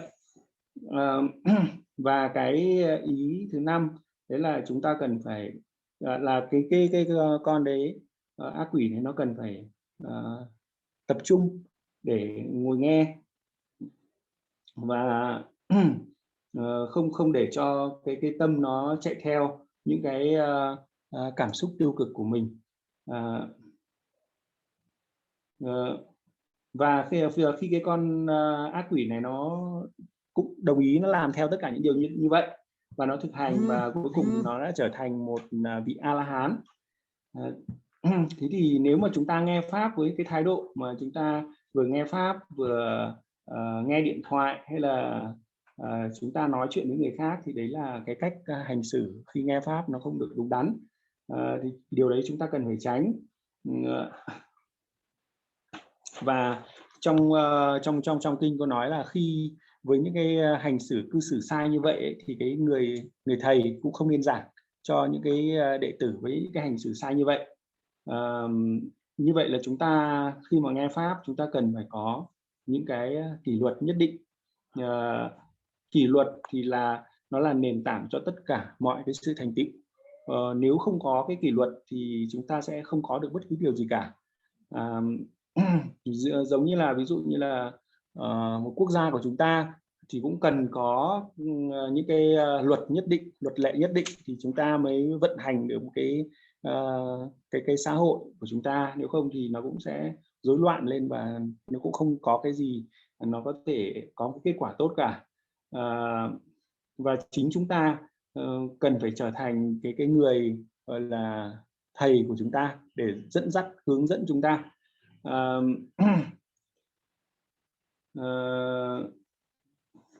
Ngài kể là có một lần Ngài đến Ý thì khi Ngài giảng dạy ở đó thì bởi vì đây là những cái Phật tử phương Tây cho nên là họ không có được những cái hiểu biết đúng đắn về Phật Pháp, cho nên là có một vài người ngồi nghe Pháp thì người ta nằm dài ra. Thì có một vài người không phải là bởi vì người ta không tôn trọng, bởi vì người ta không biết là nghe pháp cần phải như vậy, người ta không biết cái điều đấy. Thì có một gọi là đôi nam nữ thì người ta vừa nghe pháp nhưng vừa hôn nhau. Thế thì có thể người ta cũng không biết được cái điều đấy, hành xử của người ta như thế là đúng đắn. Như thì bởi vì chưa có một ai nói cho họ rằng nghe pháp cần phải hành xử như thế nào cho đúng đắn. Thế thì với chúng ta là những người châu Á, chúng ta biết được cũng có một cái truyền thống Phật pháp rất là lâu dài rồi, cho nên là chúng ta biết được những cái cách thế nào hành xử thế nào là đúng đắn, và chúng ta cũng đã được nghe được nói những cái điều đấy. Thì chúng ta cần phải là có cái sự khác, chúng ta cần phải tốt hơn những cái người phương Tây như vậy.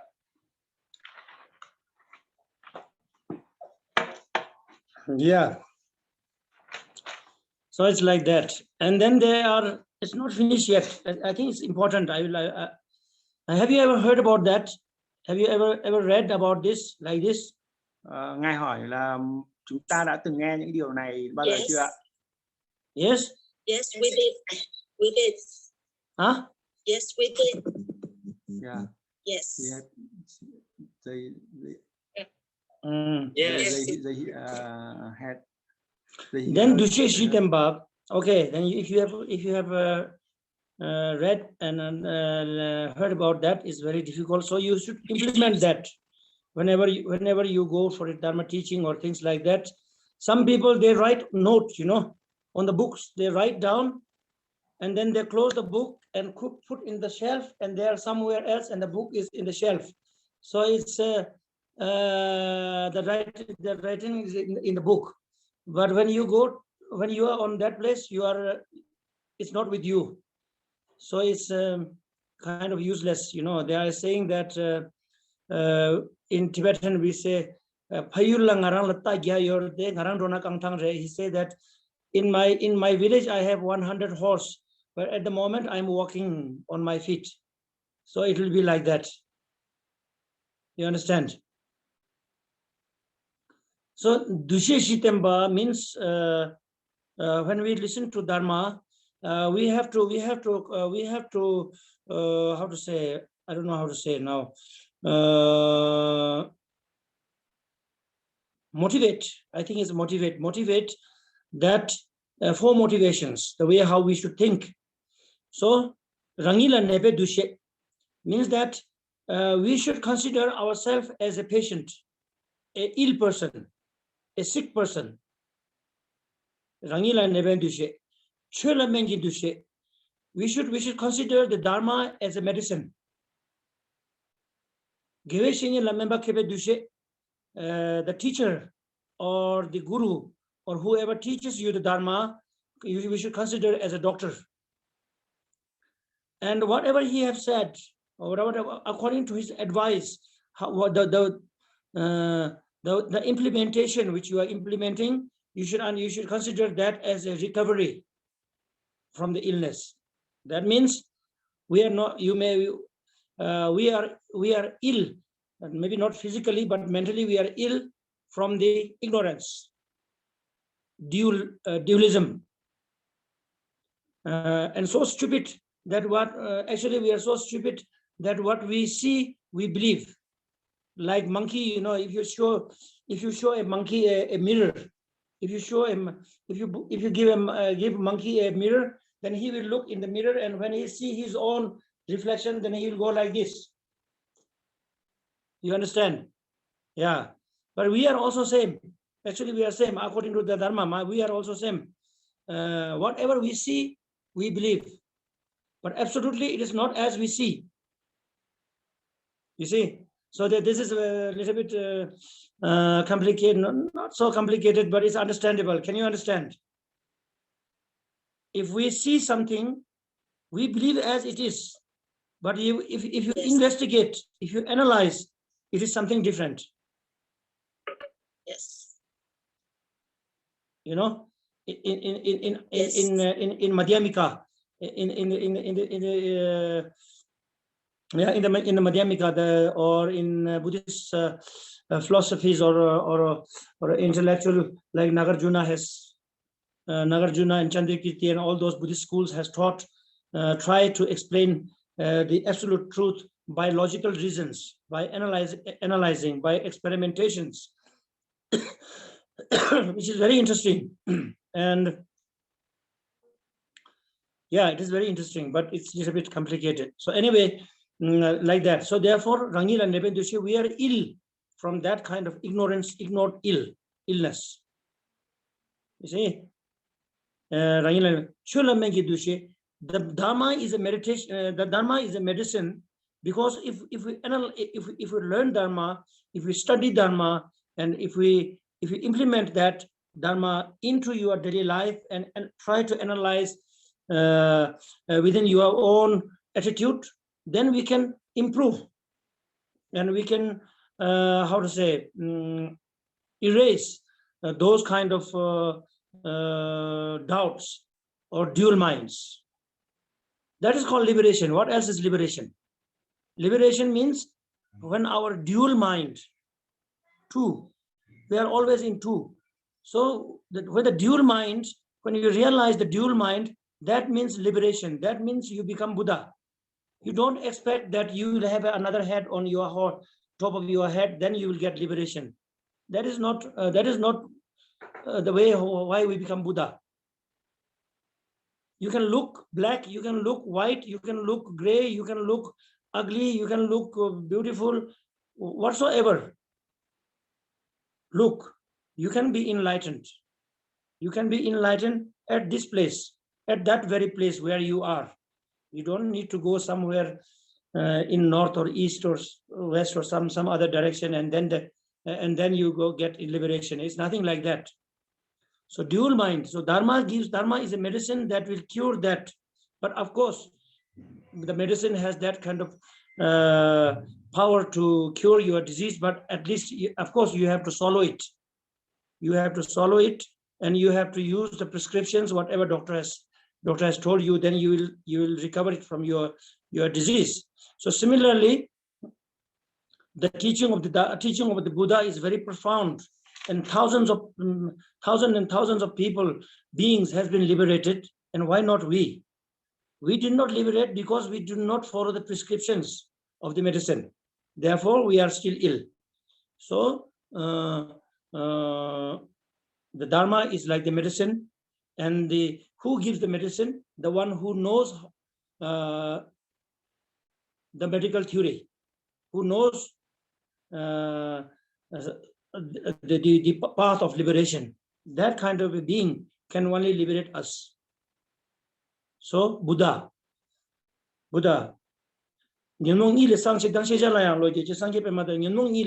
Means he's awakened from the sleep of ignorance. The one, no matter who. Therefore, he realizes every absolute truth of every existence. So it's like, for example, like a lotus flower which grows in a bud, but when it blooms, it has no touch of dust. So that kind of a mental the being who have that kind of a mental state is called Buddha. It can be you, it can be me, it can be anyone, not only Buddha Shakyamuni. In many other respected religions, they say that there is only one God, and God is always God, and we can never become God, right? So if we cannot become God, then why to practice? If only one man can cross the river and everyone cannot cross the river, then why to learn swimming? There's no use of learning a swimming, isn't it? Yeah. So and then practically with what you are practicing, and day by day, when we have some kind of realization, that is recovery from illness. That's a kind of concept or perceptions we should have that kind of motivation. We should motivate. Okay. Then after that, 6 paramitas. 6 paramitas. You know 6 paramita? How many of you know 6 paramita? Ngài nói là 6 ba la mật ạ. Ngài hỏi là có bao nhiêu người trong chúng ta biết về 6 ba la mật? I think most of you know. Right? Ngài bảo là nghĩ rằng là hầu hết là chúng ta đã biết cái điều đấy. 6 paramita is the stair to liberation. 6 paramita is considered as the stair to liberation. Step. When you climb, not elevator, not elevator. Elevator is too fast. The stair. You climb, you get closer, right? So Jimba, Sultim, Sepa, Sundru, Samden, Shirap, generosity, discipline, patience, effort, meditation, and wisdom. Right? So how to practice 6 paramitas? You don't need to go into a mountain, go into a cave to practice 6 paramitas. Anywhere you can practice 6 paramitas. So for instance, when we receive a teaching, let's say when we receive a teaching, placing flowers, putting lamps, burning incense, cleaning the place where Dharma is taught, cleaning, and how to say, to clean, yeah, anyway, to clean and to put flower and make it beautiful from your side, that can be considered as a practice of generosity. You understand? Practice of generosity. Chimba. Meto tenso bulwa chimba dang. Placing thrones, placing what you call cushions for the Dharma brothers and sisters, and cleaning the place and so forth. Doing this with your from your heart, that can be considered as a practice of generosity. Gosum rabdam, sultim parochin. Gosum rabdam, as I told you earlier, that when we sit to listen to a Dharma, to protect from all those misbehaviors, which I told you earlier, you remember? Yeah. So not to distract to the sensorial organs and all those misbehaviors which I already told you. I don't want to repeat. So not doing that and doing in a correct manner is the practice of discipline. So bulwa chimbatang gosum rabdam sultim parulchin. Gosum rabdam means to control your 3 doors. Gateways means body, speech, and mind. That is practice of discipline. As I told you, during the teachings time, you have to sit straight like this. So you have a little bit of knee pain, you have a little bit of back pain, or what else problem can you have at this modern age, especially Vietnam? I don't know, but a place like Taiwan or in Europe, it's full of comfort. If you sit on golden throne for too long, that will make you boring also. So there is no limit if you don't have satisfaction.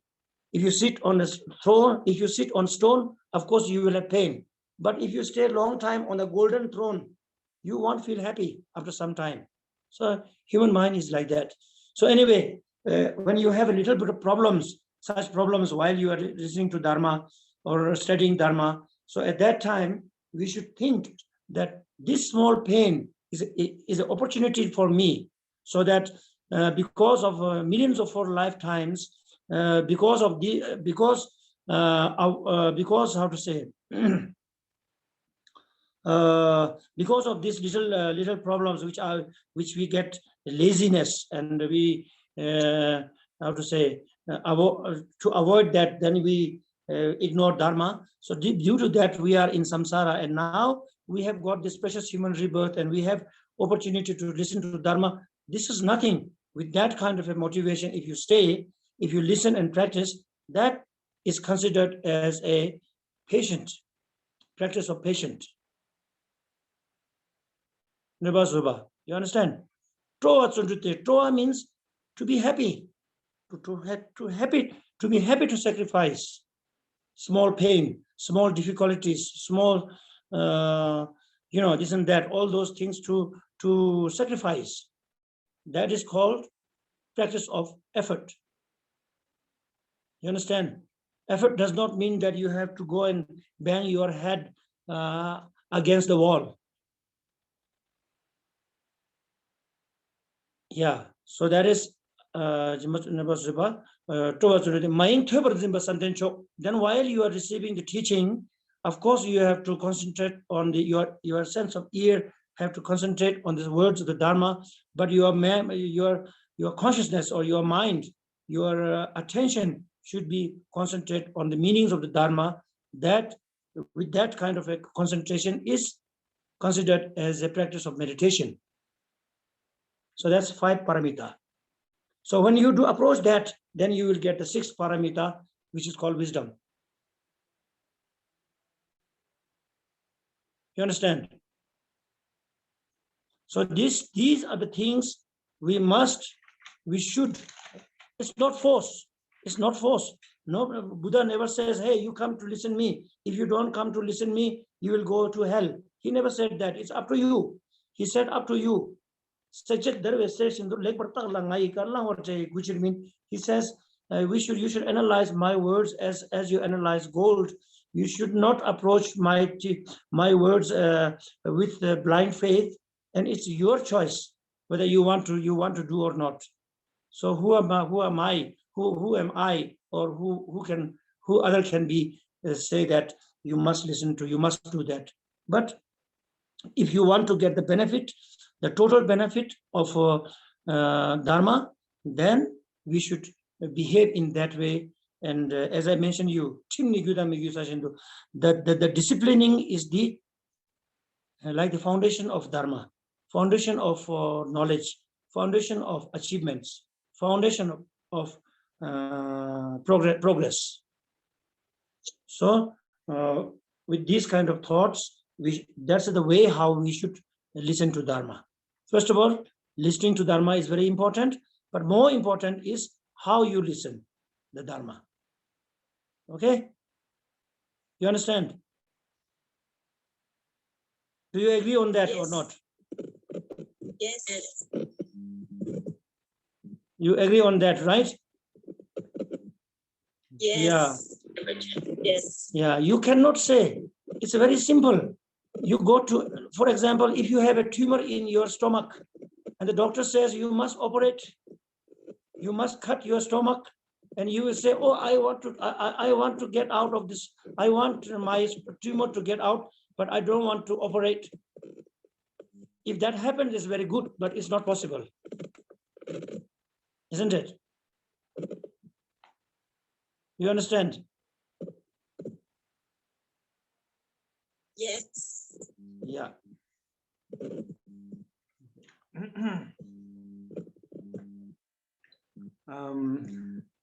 Như vậy là khi mà chúng ta nghe pháp rồi thì làm sao để chúng ta đưa nó vào thực hành? Thì khi mà chúng ta nghe thì có những người Ngài nói là có những người không nên kiểu như là khi mà chúng ta ghi chép tất cả những cái ý vào trong quyển sổ, sau đó chúng ta cất lên kệ, sau đó thì chúng ta cũng không nhớ được cái gì hết. Thì khi mà chúng ta đi ra ngoài thì tất cả những cái gì mà chúng ta nghe được thì nó ở trên kệ, chứ nó cũng không đi theo chúng ta để mà thực hành. Thì Ngài nói là nó cũng giống như là có người nói rằng có 2 cái người mà đi bộ ấy, thì có người bảo rằng là tôi ở nhà tôi có cả 100 con ngựa cơ, nhưng mà bây giờ thì tôi lại phải đi bộ. Nó cũng giống như vậy. Thì có nghĩa rằng là không có con ngựa nào đem theo được cả. Khi mà chúng ta thực hành ấy, thì chúng ta cần phải có một cái thái độ đúng đắn. Thì cái thái độ đúng đắn thì chúng ta sẽ có một cái ví dụ hình dung như thế này, tức là chúng ta xem xét là chính chúng ta như là một bệnh nhân. Chúng ta xem xét pháp như là thuốc chữa, người thầy giống như là bác sĩ, và những cái gì mà bậc thầy nói ra thì nó giống như là cái phương pháp để chúng ta có thể hồi phục từ cái bệnh của chúng ta.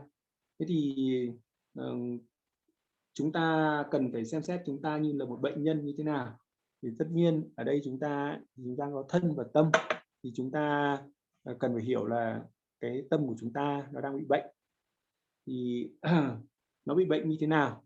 Thì cái tâm của chúng ta nó bị bệnh là chúng ta có cái tư tưởng nhị nguyên, suy nghĩ tốt xấu, nếu lúc nào cũng có hai cái thái cực, thì đó chính là cái bệnh. Và chúng ta gọi là giống như kiểu ngu ngốc, giống như là chúng ta nhìn thấy cái gì thì chúng ta cũng tin vào cái đó. Chúng ta nhìn, tức là chúng ta tin vào cái vẻ bề ngoài của mọi cái thứ chúng ta nhìn thấy. Giống như là cái con khỉ ấy. Khi mà con khỉ nó đứng trước gương ấy, thì nó thấy cái hình của nó ở trong đấy, nhưng mà nó tin là trong đấy có một cái con khỉ thật. Tức là nó tin vào những cái điều nó nhìn thấy, nó tin trong đấy có cái con khỉ thật, và nó thể hiện cái sự gọi là cào cấu hay là làm cái gì đấy để nó muốn gọi là tấn công hay làm gì đó với cái con khỉ ở trong gương.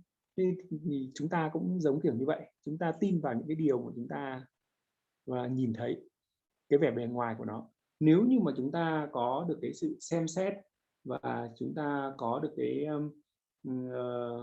cái sự đào sâu, suy ngẫm cũng như là phân tích, xem xét sâu hơn, thì chúng ta sẽ thấy là những cái thứ mà chúng ta nhìn ở bề ngoài mà sau quá trình phân tích thì nó lại khác, nó không phải thực sự như là cái mà chúng ta tin ngay ban đầu. Thế thì giống như là ngài Long Thọ có nói về cái con đường trung đạo, cái phân tích sự thật tuyệt đối hay là chân lý của vũ trụ thông qua cái việc phân tích bằng những cái logic và phân tích bằng những cái trải nghiệm. Thế thì chúng ta đang bị bệnh như thế nào? Bệnh ở đây chính là cái bệnh gọi là vô minh của chúng ta, đó chính là bệnh. Thì cái việc mà chúng ta đưa Phật pháp vào trong thực hành hàng ngày của chúng ta, và chúng ta xem xét cái thái độ trong tâm của chúng ta, và chúng ta sửa chữa cái thái độ trong tâm của chúng ta, thì đó chính là chúng ta giác ngộ từng ngày. Thì cũng chẳng có cái giác ngộ, nó chẳng có cái nào khác ngoài là như vậy. Chúng ta cần phải có một cái tiến trình giác ngộ dần dần như vậy, thông qua cái việc đưa giáo pháp vào trong cái cuộc sống hàng ngày, xem xét cái thái độ của chúng ta và sửa chữa cái thái độ chính trong tâm của chúng ta, thì cái đó được gọi là sự giải thoát. Và chúng ta giải thoát cái gì? Chúng ta giải thoát khỏi những cái tư tưởng nhị nguyên của chúng ta. Đó chính là cái sự vô minh mà chúng ta có. Chúng ta có thể giải thoát ngay, giác ngộ, chúng ta đạt giác ngộ được ngay tại cái nơi mà chúng ta đang ở, mà chúng ta không cần phải đi đến một cái nơi nào, một cái vị trí nào thì chúng ta mới có thể đạt giác ngộ được ở đó. Và như vậy chúng ta có thể đạt giác ngộ ngay tại cái nơi chúng ta thực hành pháp. Thì Phật pháp nó giống như là cái phương thuốc để chữa lành khỏi cái tâm nhị nguyên của chúng ta, và chúng ta sẽ được hồi phục.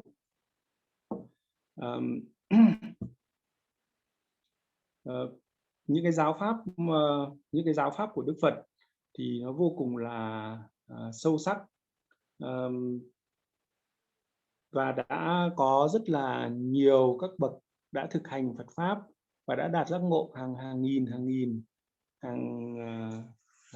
Đức Phật đã đạt giác ngộ, các bậc hành giả thực hành đã đạt được giác ngộ, thì tại sao chúng ta lại không có thể đạt được giác ngộ?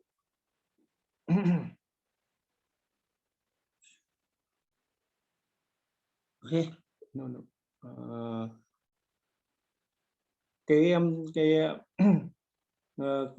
Để mà chúng ta đạt được giác ngộ ấy, thì chúng ta cần phải nhận ra được cái chân lý tuyệt đối của tất cả cái sự tồn tại của vũ trụ này. Thì khi mà chúng ta nhận được ra cái chân lý, cái sự thật tuyệt đối của tất cả cái sự tồn tại của vũ trụ này, thì lúc đấy là chúng ta đạt được giác ngộ. Thì cái việc mà đạt được giác ngộ như thế thì chúng ta gọi là trở thành Phật. Thì không phải là chỉ có Đức Phật Thích Ca mới trở thành Phật, mà tất cả những ai, Ngài nói rằng là các bạn mà chứng đạt được cái chân lý của của sự tồn tại của vũ trụ này thì các bạn cũng trở thành Phật. Và Ngài nói là Ngài mà chứng đạt cái chân lý đó thì Ngài cũng trở thành Phật. Không giống như là ví dụ như là nói rằng là Chúa Trời tạo ra tất cả và không có cách nào để chúng ta thực hành để chúng ta đạt được giống như là trở thành Chúa Trời. Nếu như vậy thì chẳng có ý nghĩa gì để chúng ta thực hành cả. Như vậy là những cái điều mà chúng ta thực hành hàng ngày nó sẽ giúp chúng ta gọi là chữa khỏi cái chúng ta từ cái bệnh, từ cái tâm bệnh của chúng ta, và chúng ta sẽ đạt được cái giác ngộ dần dần thông qua cái việc là chúng ta nhìn vào trong tâm mình, thay đổi cái thái độ của chúng ta, thì đó chính là cái việc chúng ta tiến đến cái sự giác ngộ dần dần.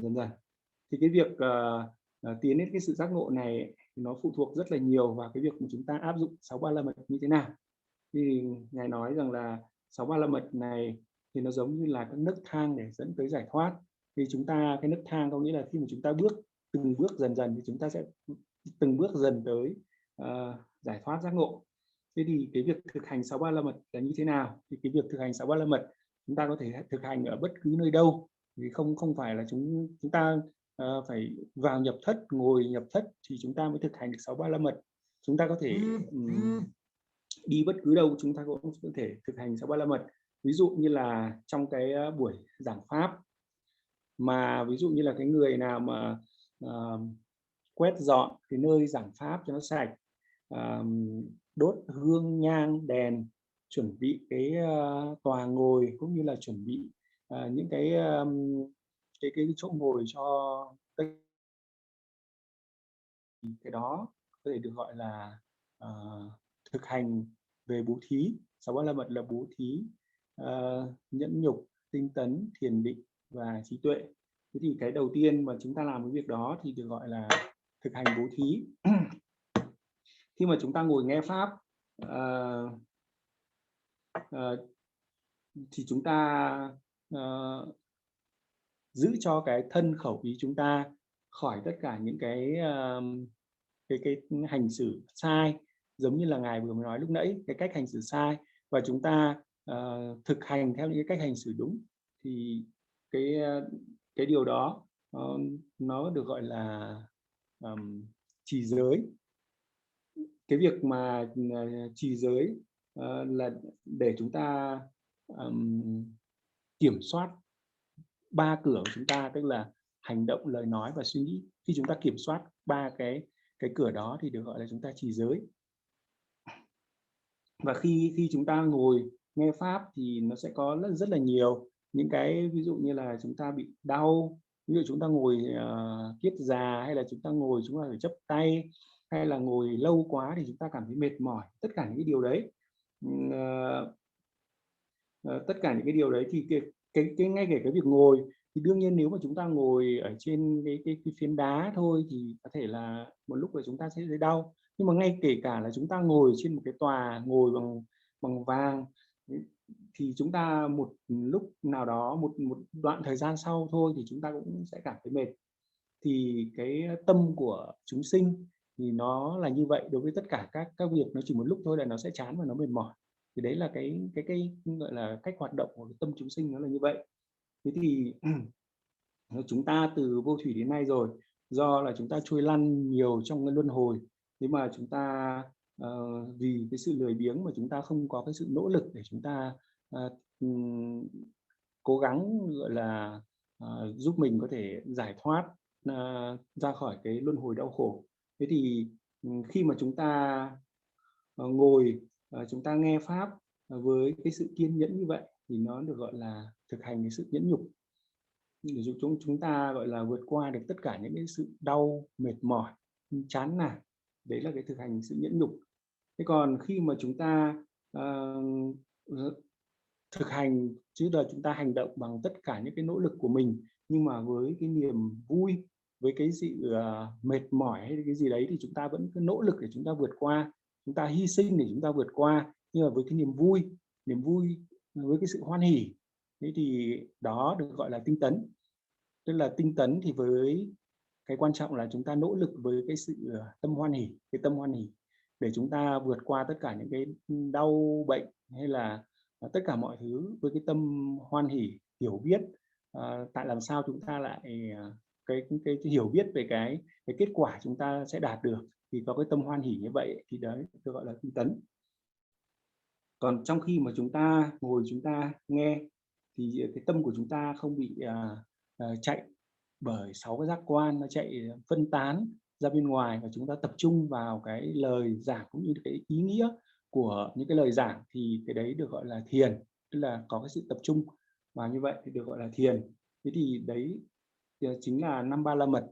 Thì khi mà thực hành được 5 ba la mật đó thì chúng ta sẽ đạt được ba la mật thứ 6, đó là trí tuệ. Okay. No. Và Đức Phật nói rằng là giáo pháp của Ngài là Ngài chỉ là cái người chỉ đường cho chúng ta, đưa ra chúng ta cái con đường.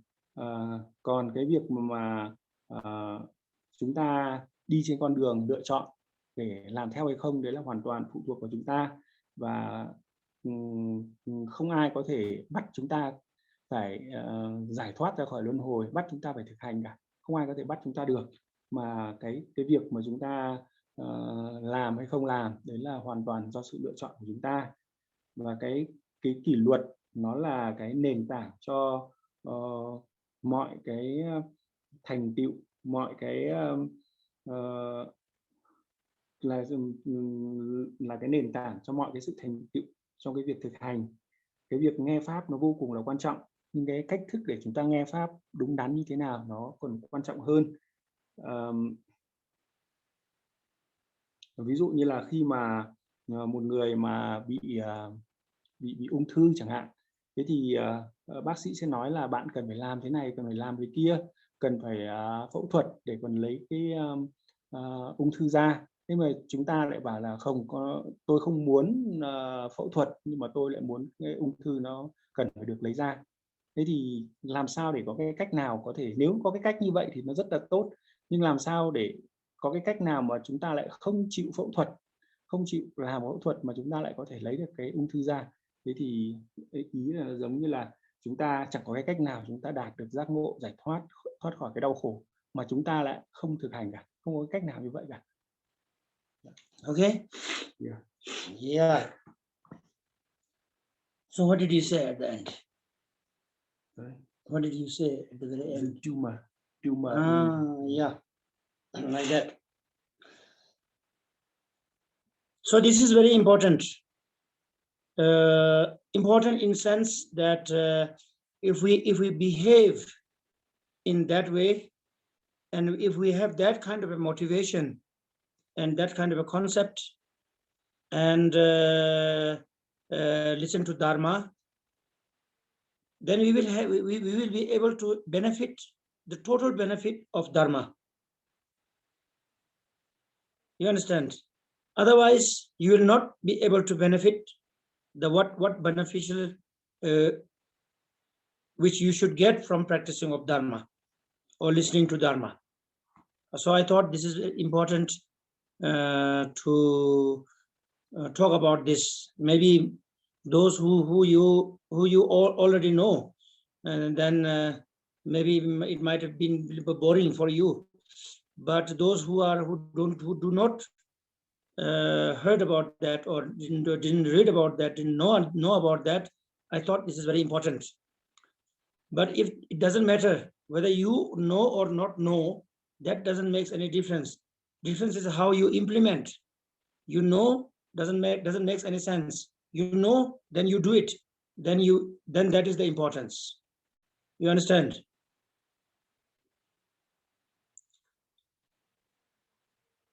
Yeah.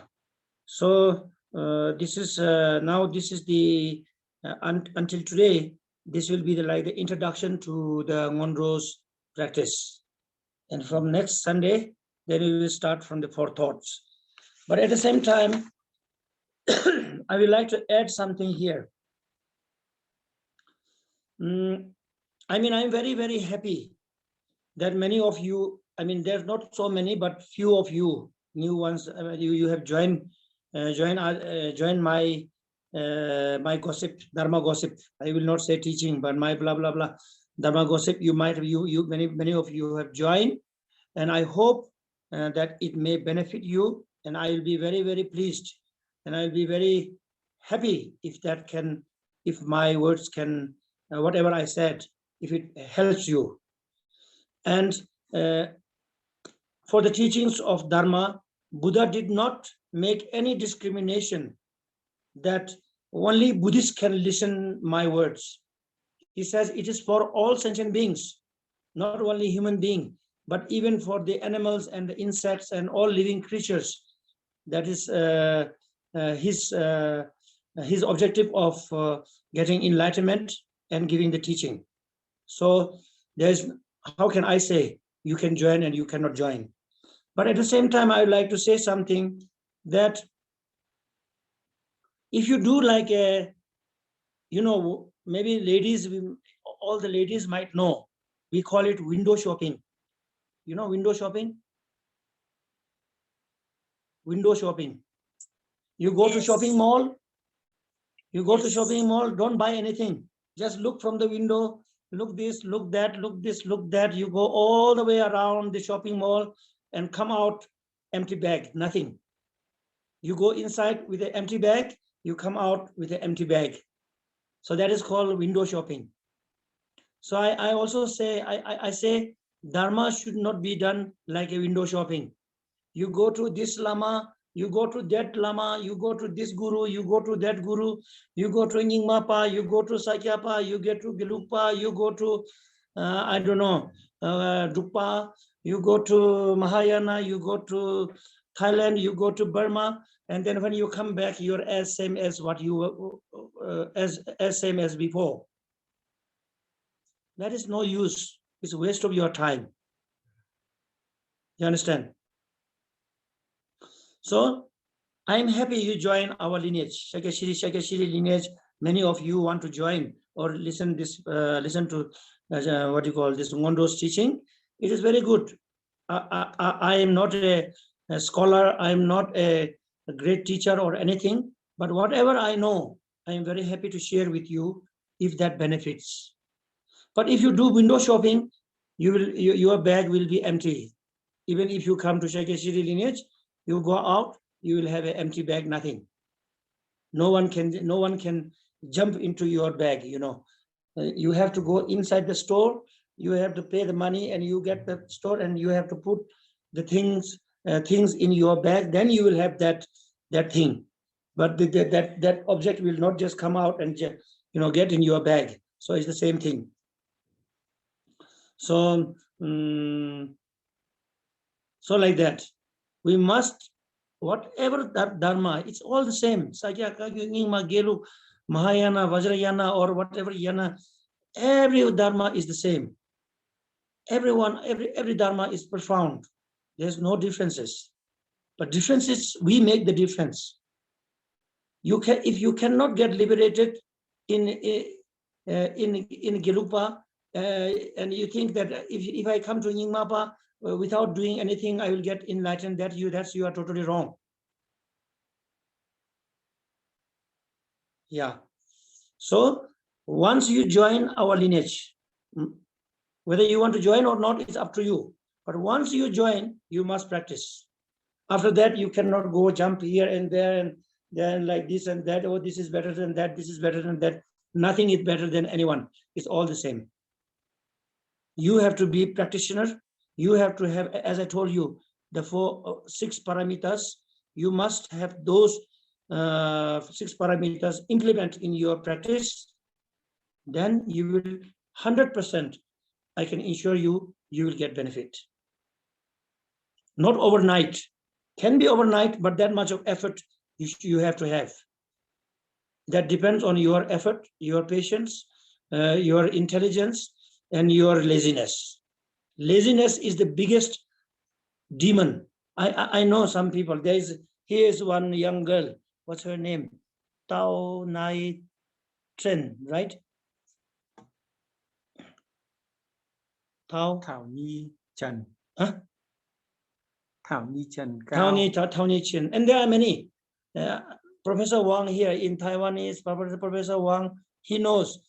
we used to know one lady called Yuja Long. Taiwan. And I don't see him anymore. See her anymore. I hope she's okay. I don't. It's very difficult to believe, but she has 6 years ghost inside her. And one is old man, one is a young man, one is a baby, one is a lady or something like that, 5 or 6 of them. And then it's very strange. He says that one is child's ghost. When the child's ghost enters into her, she screams like a child. And when she gets the old man's ghost inside, although she is a lady, but she speaks like an old man, like that. Wasn't it, Professor Wang? Yeah. Then once I was in a center, Professor Wang was very kind. He was translating for me. It was in Taipei, in a one kind of Dupaka Dharma center. And Yuja Long came, and then she said there are, I don't know how many nail in her body. So she asked me to take this nail out. I don't see the nail. I don't know how to take it out. And so what can I do? I just did some prayers. And Professor Wang also joined me to do the prayers. And then we did prayer for maybe 2 hours, really. And then she said 2 or 3 nails came out, but still 5 or 6 are still remaining there. Really, like that. Am I right, Professor Wang? Yeah. Who said to come out? And She said. She said. Yeah. So you see, like that. So this is of course, it's a problem. I mean, if you have a headache, it's a problem.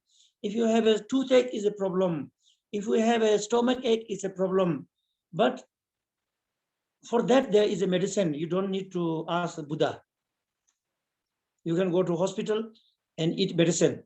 No need to ask Buddha to help my toothache or my headache. You know, we have to find the cause of the toothache, not just toothache, but this human body. This is the source of sickness. All the disease we have head, therefore we have headache. We have teeth, we have toothache. We have nose, we have nose pain. We have a heart, we have heart pain. If we do not have heart, there will be no heart pain. You see, so this is the cause of the pain. This physical body is made out of disgusting things, and now we think it's you put some cream, and ladies, they put some how to say, colors on the face. You look very beautiful. Oh, very beautiful women. But when this women's consciousness, the breath stop, and then you ask, is this body is beautiful? Oh no, I will run away. You see, it's like that. Nothing is there. So therefore, we should not, I mean, there's nothing wrong, but I think we should not expect Dharma to help a small temporary problems like that. We should think Dharma has the potential to take, how to say, erase or realize, if we can realize, we can erase all the cause of the suffering. That should be the our purpose of our practice. Isn't it? You understand? So, like if there is a ghost, I don't know, I have never seen, one time I saw, maybe, I don't know it's a ghost or not, I saw something, but whether it's ghost or whatever, whether there is or not, it's all sentient beings. According to Buddha Dharma, ghost is also a sentient being. Your enemy is also a sentient being. Your mother is also a sentient being. Your enemy is also a sentient being. On that level, all those beings are equal. Equanimity. You know, four measurable. There's four measurables.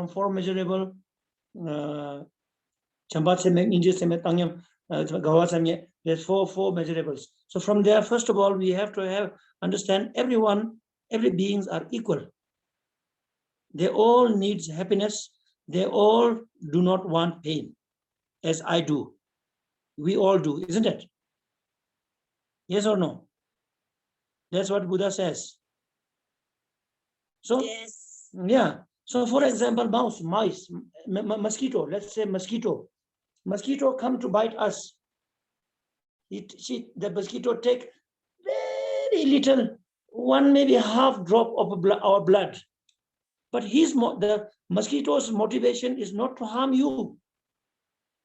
The mosquito feel hungry, and he just want to take a little bit of blood from you to fill her tummy. He don't think he have no motivation to harm you. Yes or no? Huh? What do you think? And mouse, you know mouse? How to say mouse? Rat. Yeah. Yeah. You know mouse, what do you say? What? Nghe nói là chuột. Yeah, chuột. I heard in Vietnam you eat. Nghe nói là ngài có nghe nói là ở Việt Nam chúng ta ăn chuột. Yeah. Yes. Yes. So the rat come to our home and eat some food. He don't think to steal from you. He don't know it's yours. He don't want to come and harm, but the rat is feeling hungry as we do. And he eat a little bit, and we think he is very bad. So how come, where is our compassion? Where is our bodhicitta? And we say, I want to benefit all sentient beings, but if rat comes, if mosquito comes,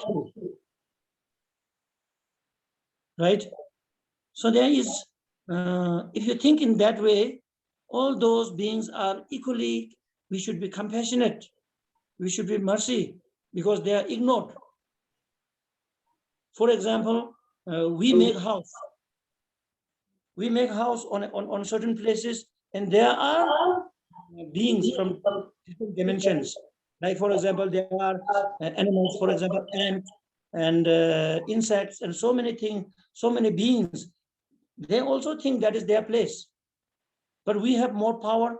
We have what do you call machines like Portland, and we just dig like that and throw away their home. And we make our home there. And we say, this is mine. How can it be yours? Don't they have right to, we destroyed their home and we build our home. And if they come and take maybe one bread from your home and you say, this mouse is a thief, we are bigger thief, isn't it? Yeah.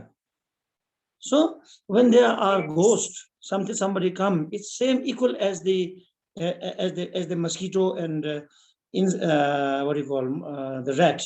They come because of they don't know. They come to ask us a favor, ask us to ask us for a help, and we do not know that. Therefore, we react in a negative way. So we should be compassionate to them. You should be compassionate to them and try to understand them and give your love, affection. And now, I don't know, this young lady, if she knows the prayers or not. If you know prayers, you can chant Om Mani Padme Hum and dedicate to them your merit. You understand? We must do like this. And we call chet, in Rupa they do chet. The chet means to cut. Chet doesn't mean it's like a rock and roll music. You play drum and the better that you play the drum and bell, you are the better chetpa. It's not true. Actually, it is just a melody. Chet means to cut the clingingness, cut the attachment, cut the like how much we are attached to our body. Although we know it's just like a guest house for a few days, for a few months, for a few years, and we have to depart. But still, we don't want to get out of it, which is impossible. We know, but although still we want to cling on it. So chet means to cut, give away. Say that Those who want my flesh, please have it. You want blood, you take blood. You want bone, you take my bone. Those who are in a hurry, you just swallow it. Those who have time, please cook it and eat. It says in the text, you look. So chut means to cut our inner attachment. You understand? Nowadays, when you say chut, or the one who has better drum, the more expensive drum, and those who have a better bell with better sound, and those who can make, not like my voice, but those who have a better voice, sound, who can sing, they think, oh, it's a very great practitioner. It's not great practitioner. It's a great voice and great drum and great bell, but it's not a great practitioner. You understand? If great practitioners should be one who can cut from the glue which is attaching us to making us full and making untrue things look as a true and make us attached. So for that purpose, Tamba Sangye or Machi Labdons or Chut is like that. And Toma, we call in Toma means wrathful. Wrathful means doesn't mean a wrathful means a face, but wrathful means the sharpness of our wisdom to cut that attachment as quick as possible and most effective. That is called Toma, wrathful. Like Tumo, we call Tumo. You know, people say the Tumo, we do also, but we do practice Tumo so that we can sleep in minus 40 degrees. We can also sleep. That is not the purpose of sleeping in the minus 40 degrees. You know, there is one bear in Alaska. What do you call that? White bear. What do you call? What do you call that? You know, any one of you know that? White bear. There is a big bear. It's the biggest bear. It's in Alaska. What do you call that bear? Huh? Polar bear. Polar bear. Yeah. Polar bear can sleep better than us. He remains always in minus, 50, 60 degrees. We can just go and sleep for 5, 6 hours. That's all. You know, but then we say, oh, I'm a very great practitioner. I do Tumo practice. I can sleep in snow for 5, 6 hours. So what? Tumo also means tum means wrathful. Mo is, terms of female, feminine. So Tumo means it means wisdom. Parajana Paramita Sutra. It cuts the ignorance. That is like through Mahamudra meditation, spontaneous realization, like that. So that is a booster for that, you know. So like that. So what I want to say is that when you see, I've never seen such a ghost, but if you have seen a ghost or something like that, you should be compassionate on that. There is nothing better than compassion to help yourself and to help others. There are in Tantrayana, there are many things like wrathful.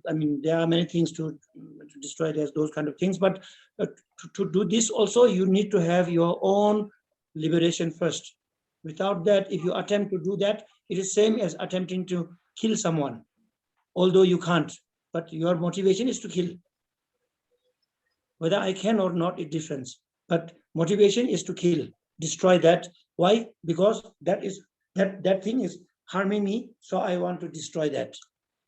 Right? So that is equal as same as using a gun.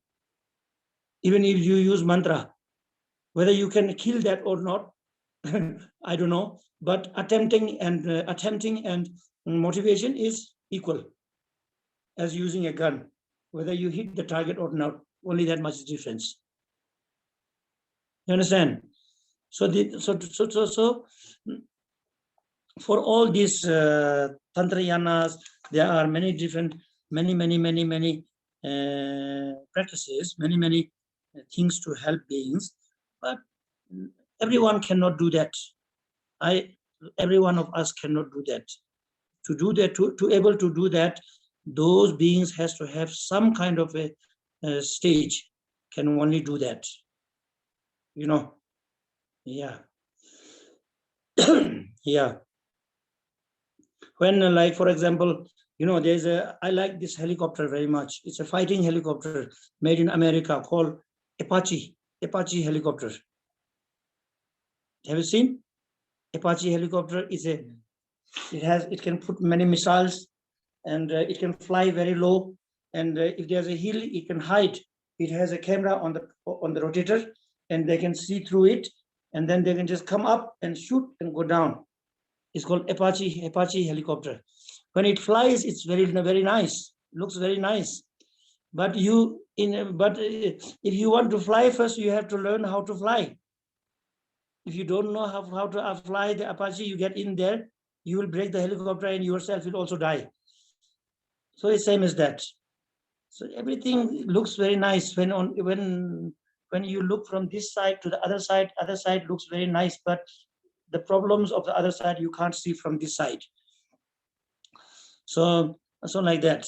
So you also, any one of you, when you have problems with, if you have problems with a human being also, that is, to deal with human being, I think is more difficult than dealing with animals and ghosts.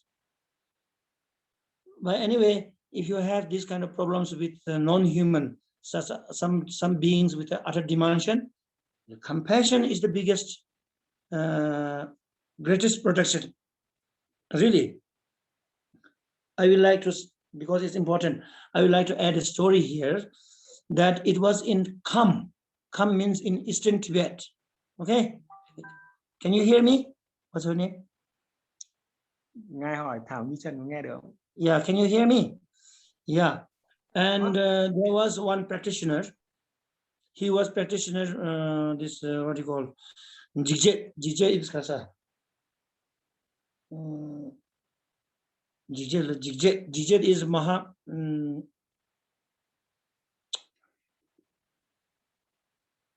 Anyway, Jigje is a deity. Is a deity mostly practiced in Gelugpa tradition. Jigje, it has a buffalo head and very like that. So this practitioner he was a very great practitioner, and he was practicing Jigje, and I can't get it doesn't come in my mind the Sanskrit word.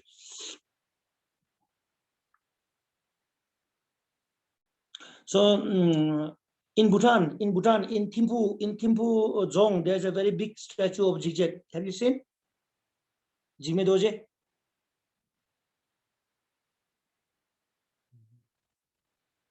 Have you seen?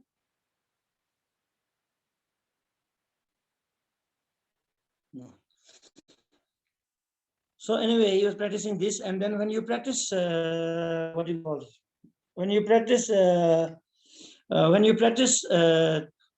Kirim, visualization of Yidam or deities, there is Namtak Salwa, Namtak Temba, Ngayal Temba, Nyam Dewa Chembu.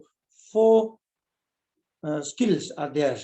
Namtak Salwa means you should visualize clear as possible. And then Namtak Temba means you have to understand the meanings or significance of each and single look and how to say,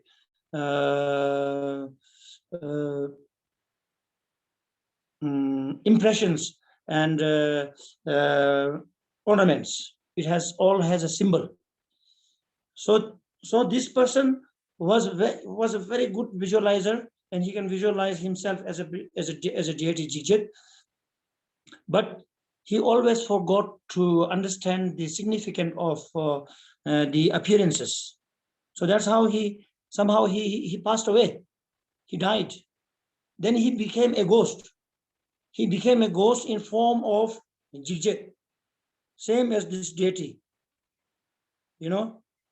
And many lamas or many Rinpoches was requested at that time to demolish or to destroy this ghost, because he was a very harmful, maybe it was harmful there.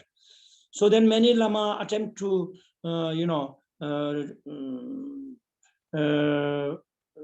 compete with him with this, but no one can compete, because he got such a great this, how to say, not really totally realized, but some kind of power he got, that if no one can do that. Then there was another Lama.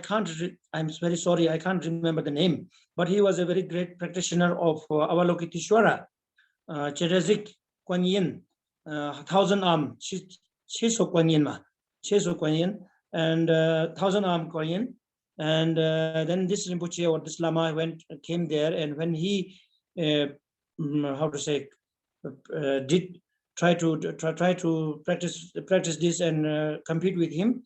So then this Lama visualized himself as a Avalokiteshvara size of human, and then this ghost appeared big as a house, and the Lama visualized big as a house, then he appeared big as a mountain, and when Lama visualized big as a mountain, he appeared big as a Mount Meru. I don't know how big is that, huge.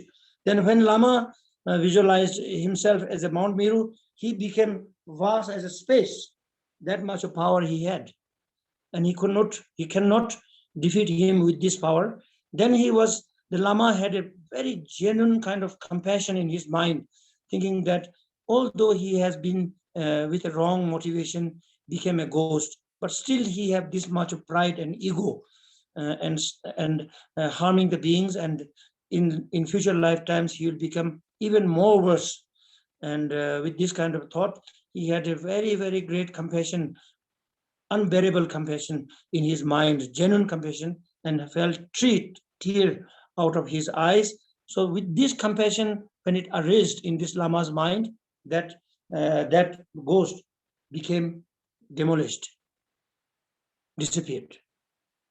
You see, it's a real story. You can read in June and this one, Words of My Perfect Teacher. I think it's in there. You can read. You understand? So therefore, compassion is the biggest. Nobody dislikes compassion. If you have compassion, you are great among everyone. Okay, like that.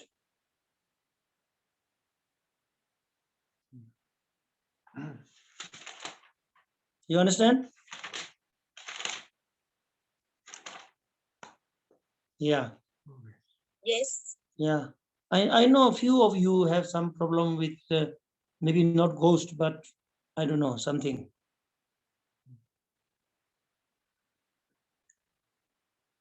Okay, I translate. Yeah. Như vậy là And then next week, without introduction, I will start with the 4 thoughts. Then it's not that difficult, not that complicated.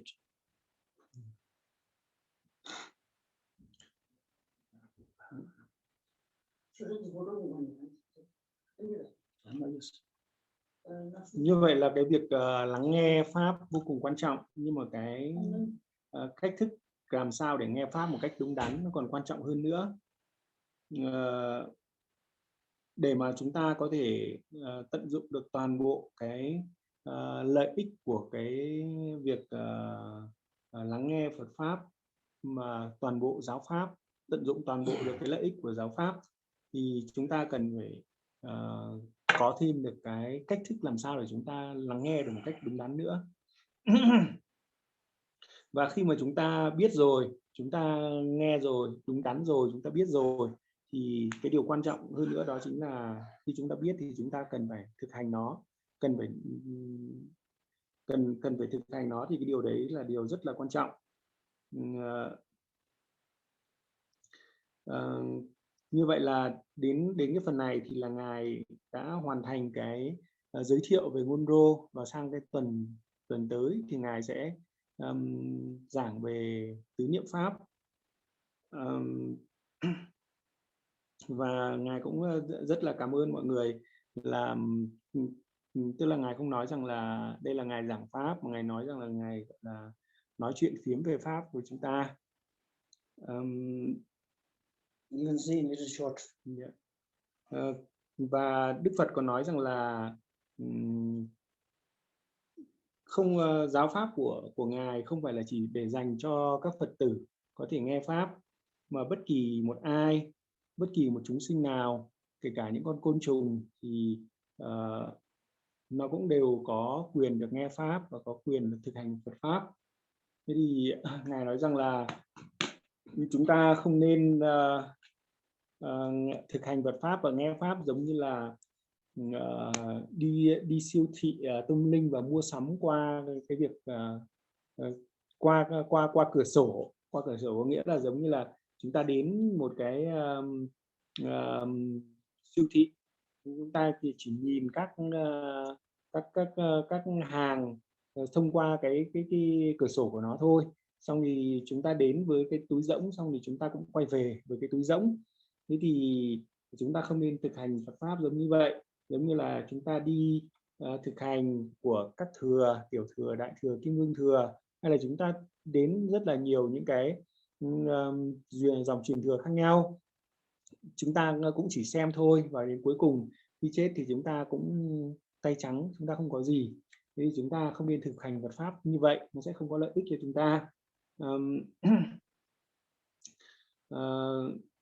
Ngài nói rằng là bất kể một cái dòng truyền thừa nào thì nó cũng, Phật pháp nó cũng là giống nhau cả thôi, đều có cùng một mục đích, đấy là giải thoát cho chúng ta.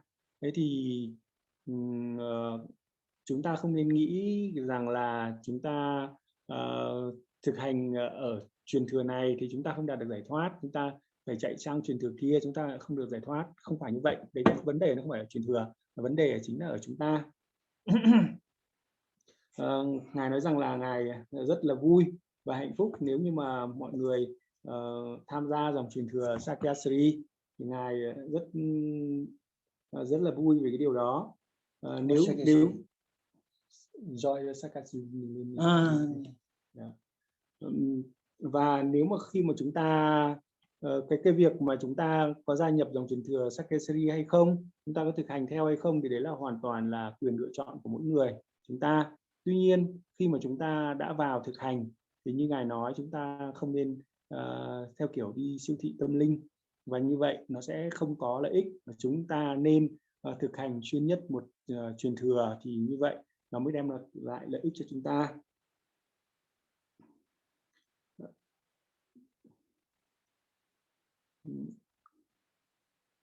Nếu mà Ngài nói rằng là nếu mà các bạn mà gia nhập dòng truyền thừa thì cái điều quan trọng là các bạn phải cam kết thực hành, và các bạn không nên đi siêu thị tâm linh nữa, và các bạn phải cam kết thực hành.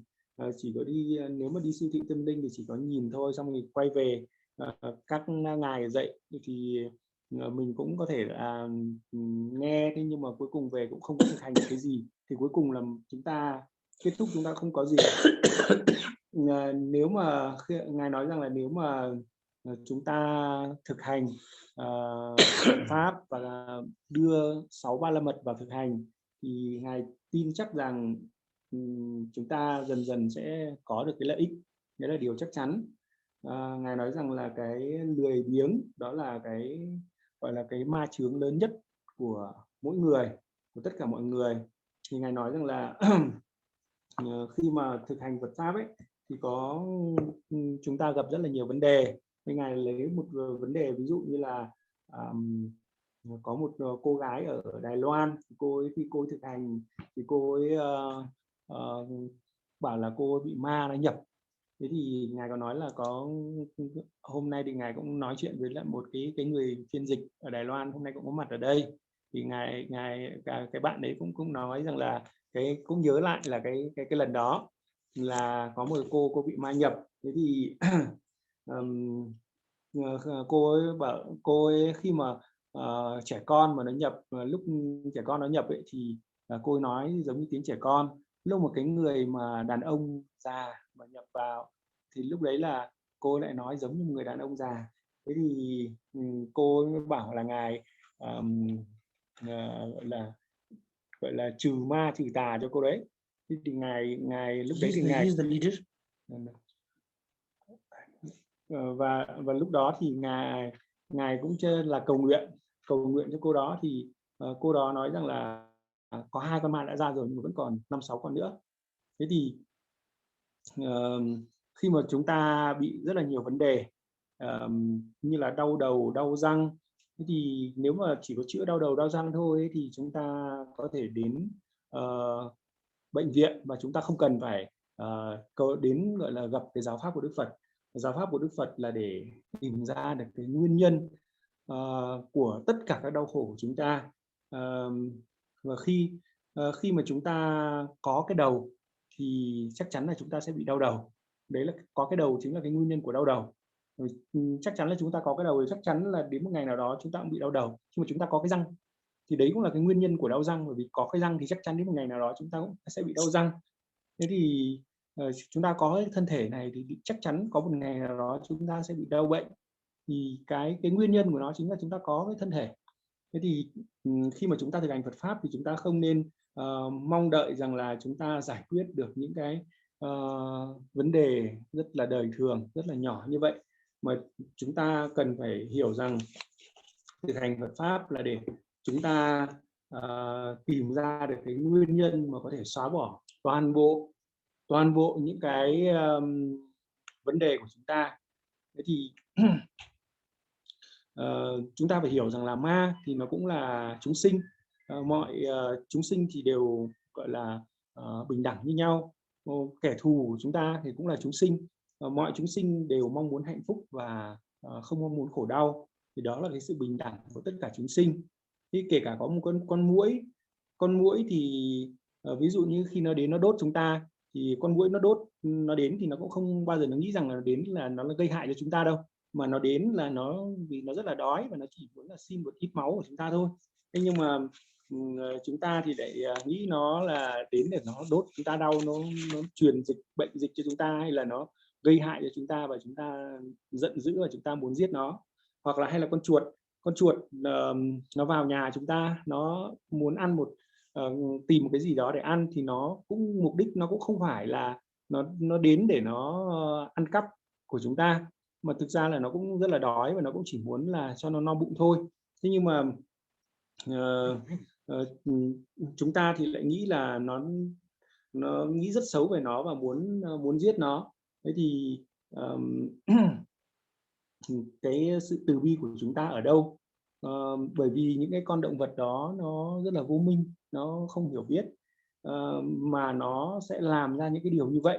Thế nhưng mà chúng ta, nếu mà so sánh với chúng ta làm cái nhà của chúng ta phá đi tất cả những cái nhà của những cái côn trùng, những cái chúng sinh ở đó, chúng ta phá hủy tất cả những cái nhà đó. Thế thì chúng ta nghĩ rằng là cái đất, cái nơi mà chúng ta làm nhà đấy là cái nơi của chúng ta.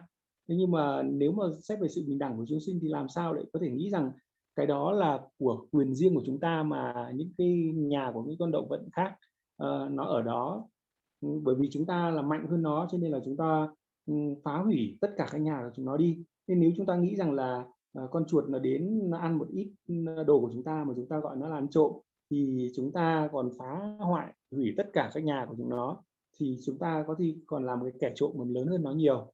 Thế thì những cái con chúng sinh đó thực ra là nó cũng không có cái, nó vô minh mà nó cũng không hiểu biết. Thực ra là nó đến là nó cũng chỉ mong muốn cái sự trợ giúp của chúng ta. Thế thì chúng ta cần phải có cái lòng từ bi, có cái tâm từ bi yêu thương để trợ giúp chúng. Ví dụ như là trong việc cái thực hành gọi là chốt, hay là cái pháp chốt ấy, là cái pháp mà Sangye-sewa, gọi là Sangye-sewa là pháp chốt ấy. Thế thì bản chất của cái pháp đó là để cắt đi cái sự bám chấp. Not Sangye-sewa, any church. Yeah. Sangye-sewa is one of church. You just say church is okay. Yeah. Thì cái pháp đó là mục đích là để cắt đi những cái bám chấp của chúng ta. Bởi vì chúng ta bám chấp làm sao vào cái thân thể của chúng ta.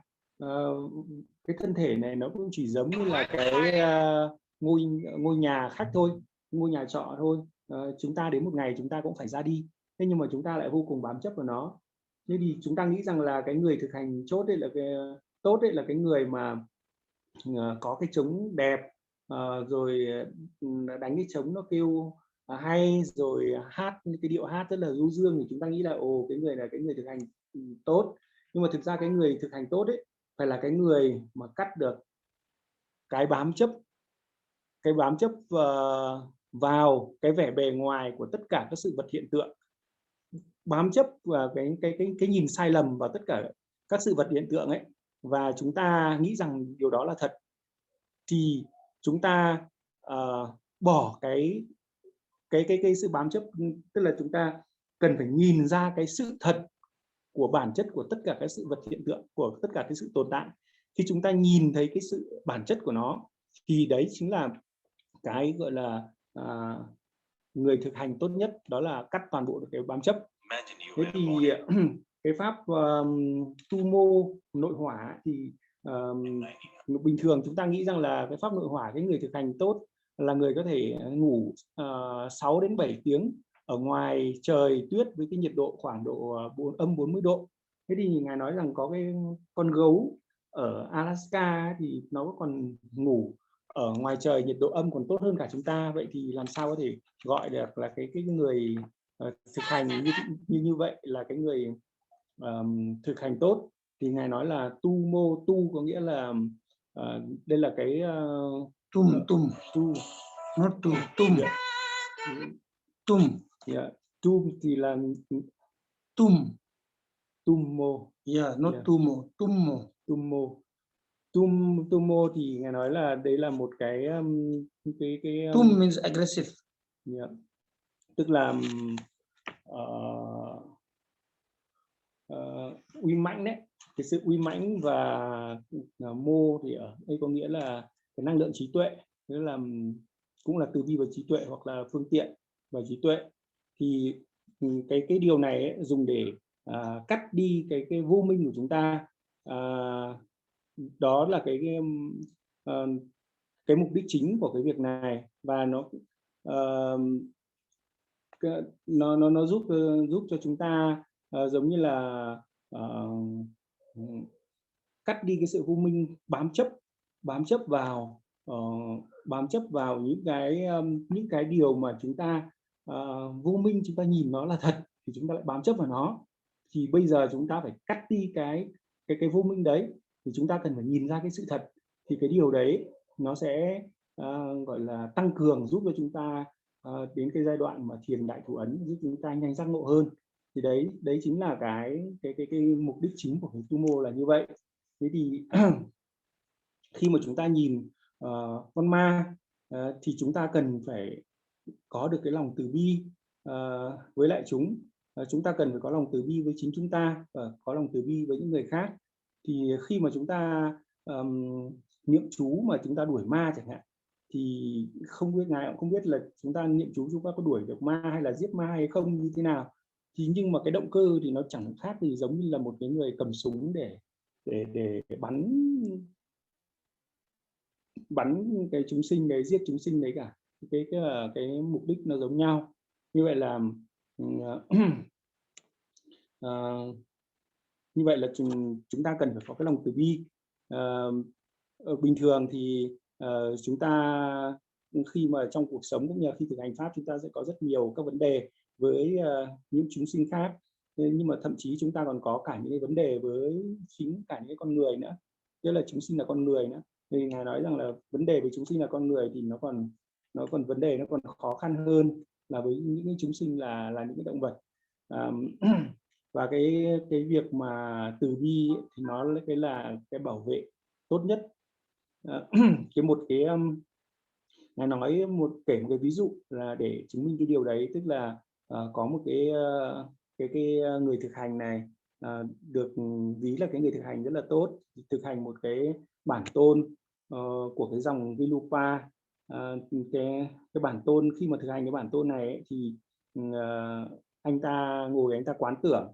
Thế thì có 4 kỹ năng để quán tưởng. Thế thì cái kỹ năng đầu tiên đó là quán tưởng rõ nhất có thể. Kỹ năng thứ hai là phải hiểu được từng cái ý nghĩa của chi tiết từng cái hình ảnh quán tưởng, phải hiểu chi tiết từng cái ý nghĩa một. Nhưng mà không hiểu sao khi anh thực hành ấy, thì anh ấy quán tưởng thì anh ấy lại quên mất cái ý thứ hai. anh không bao giờ anh nhớ được những cái ý nghĩa chi tiết của từng cái phần, anh ấy chỉ quán tưởng, anh ấy quán tưởng rất là rõ.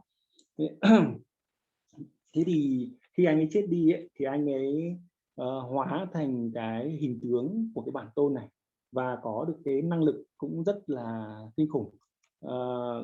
Khi mà anh ấy đến, anh ấy làm một cái hình ảnh bản tôn này và đến để quấy nhiễu, thì bao nhiêu những cái lama đã làm các khóa lễ để còn đuổi cái con ma này đi, nhưng mà không thể nào đuổi được.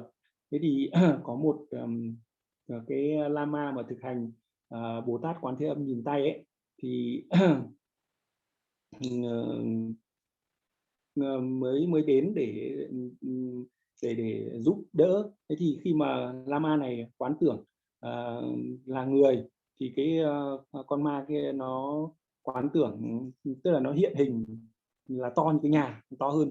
Mà khi mà cái lama này quán tưởng cái hình ảnh giống như là to bằng cái nhà, thì nó lại hiện hình to như là quả núi. Và khi lama này quán tưởng như là quả núi thì nó hiện hình to như là cái núi Tu Di. Và khi lama này quán tưởng to như núi Tu Di thì nó hiện hình coi như là chiếm toàn bộ cái không gian của vũ trụ. Thì đó là một cái, nó có một cái năng lực, một cái sức mạnh rất là ghê gớm. Thế tuy nhiên là lama này mới nhìn thấu rõ mà hiểu được rằng là con ma này nó rất là tự hào, tự cao tự đắc về cái năng lực của nó, thì nó sẽ càng ngày nó sẽ càng gọi là lún sâu hơn vào trong luân hồi đau khổ. Thế và khi mà lama này nghĩ đến cái tương lai của nó sẽ bị đau khổ như vậy, thì cái lama này tức là thực sự là cảm thấy rất là thương nó một cách thực sự và đã khóc. Thế thì khi mà lama này rơi cái giọt nước mắt ấy, thì cái con ma này tự nhiên nó biến mất. Đó. Thế thì ý ở đây ngài muốn nói rằng cái lòng từ bi ấy, nó là cái bảo vệ tốt nhất. Thế thì không có cái bất cứ một cái chúng sinh nào thì cũng không có một chúng sinh nào từ chối cái lòng từ bi cả. Bất cứ một chúng sinh nào cũng cần cái lòng từ bi. Đó. Okay. So it's like that. This I wanted to just make it clear. So I hope you understand.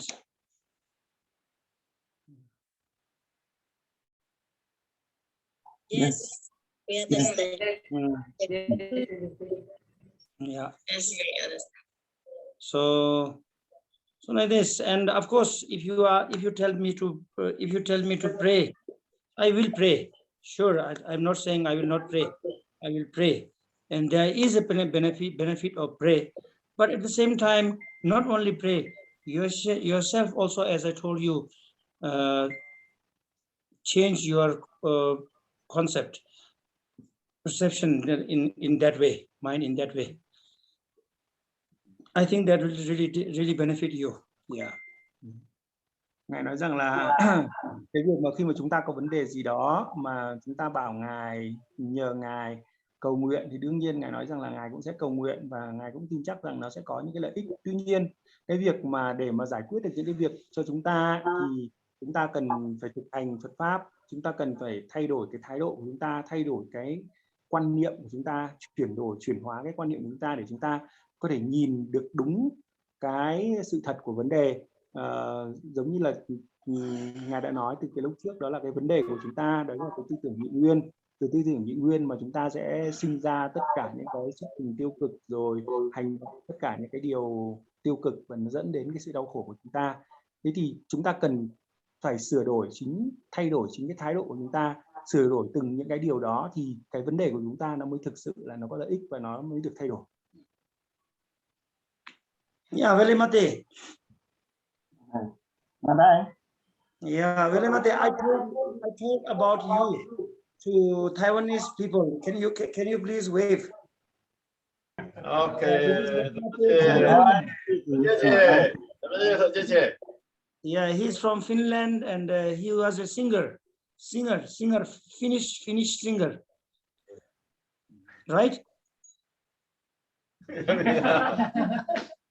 Yeah, and his wife is an actress. Actress. Một歌手，编的 Actress. 荷兰，phim này là Oh yeah, you're here. Cảm ơn lên. Ngài đang nói chuyện Bye với bye. một bên thầy Bye là ca sĩ, còn vợ thì là diễn viên. She is acting nowadays in what in movie.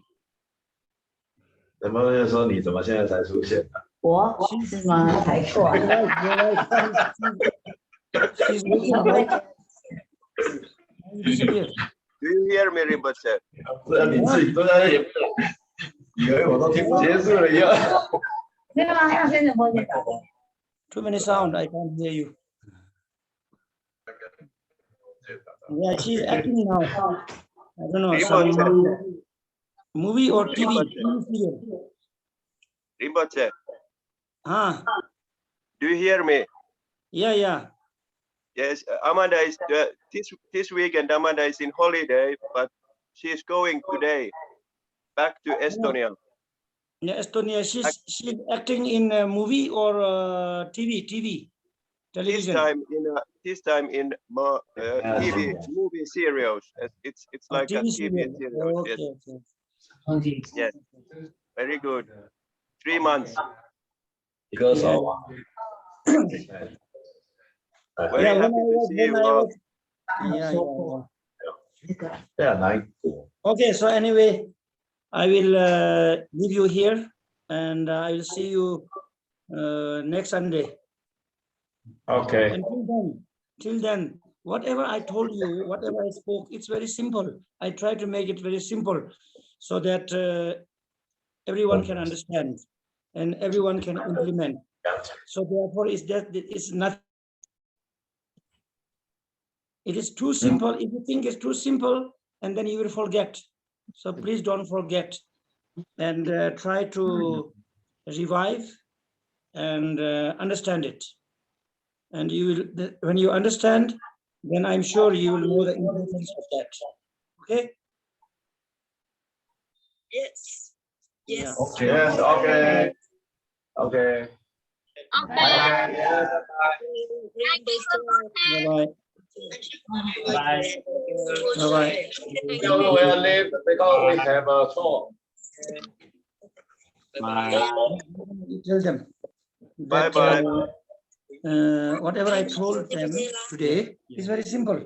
I try to make it simple so that everyone can understand. But if you think it is too simple, then you will forget. So therefore, you please revive and try to understand and implement that. And when you understand that, then you will know the importance of it. Yeah. It's finished? Yes, stop. Okay. Ngài nói rằng là hôm nay những điều Ngài nói ấy, thì Ngài cố gắng làm cho nó đơn giản để cho chúng ta dễ hiểu. Tuy nhiên chúng ta không nên xem nó là quá đơn giản mà chúng ta quên mất, mà chúng ta cần phải xem lại nó và áp dụng tất cả những điều đấy, thì cái điều mới là quan trọng. Bye bye. Bye bye, Rinpoche. Thank you. Bye bye. Take care, Ellie. Thank you, Rinpoche. Yeah. Thank you, Rinpoche. Yeah. Thanks. Bye bye. Thank you. See you next week. Bye bye. See you next week.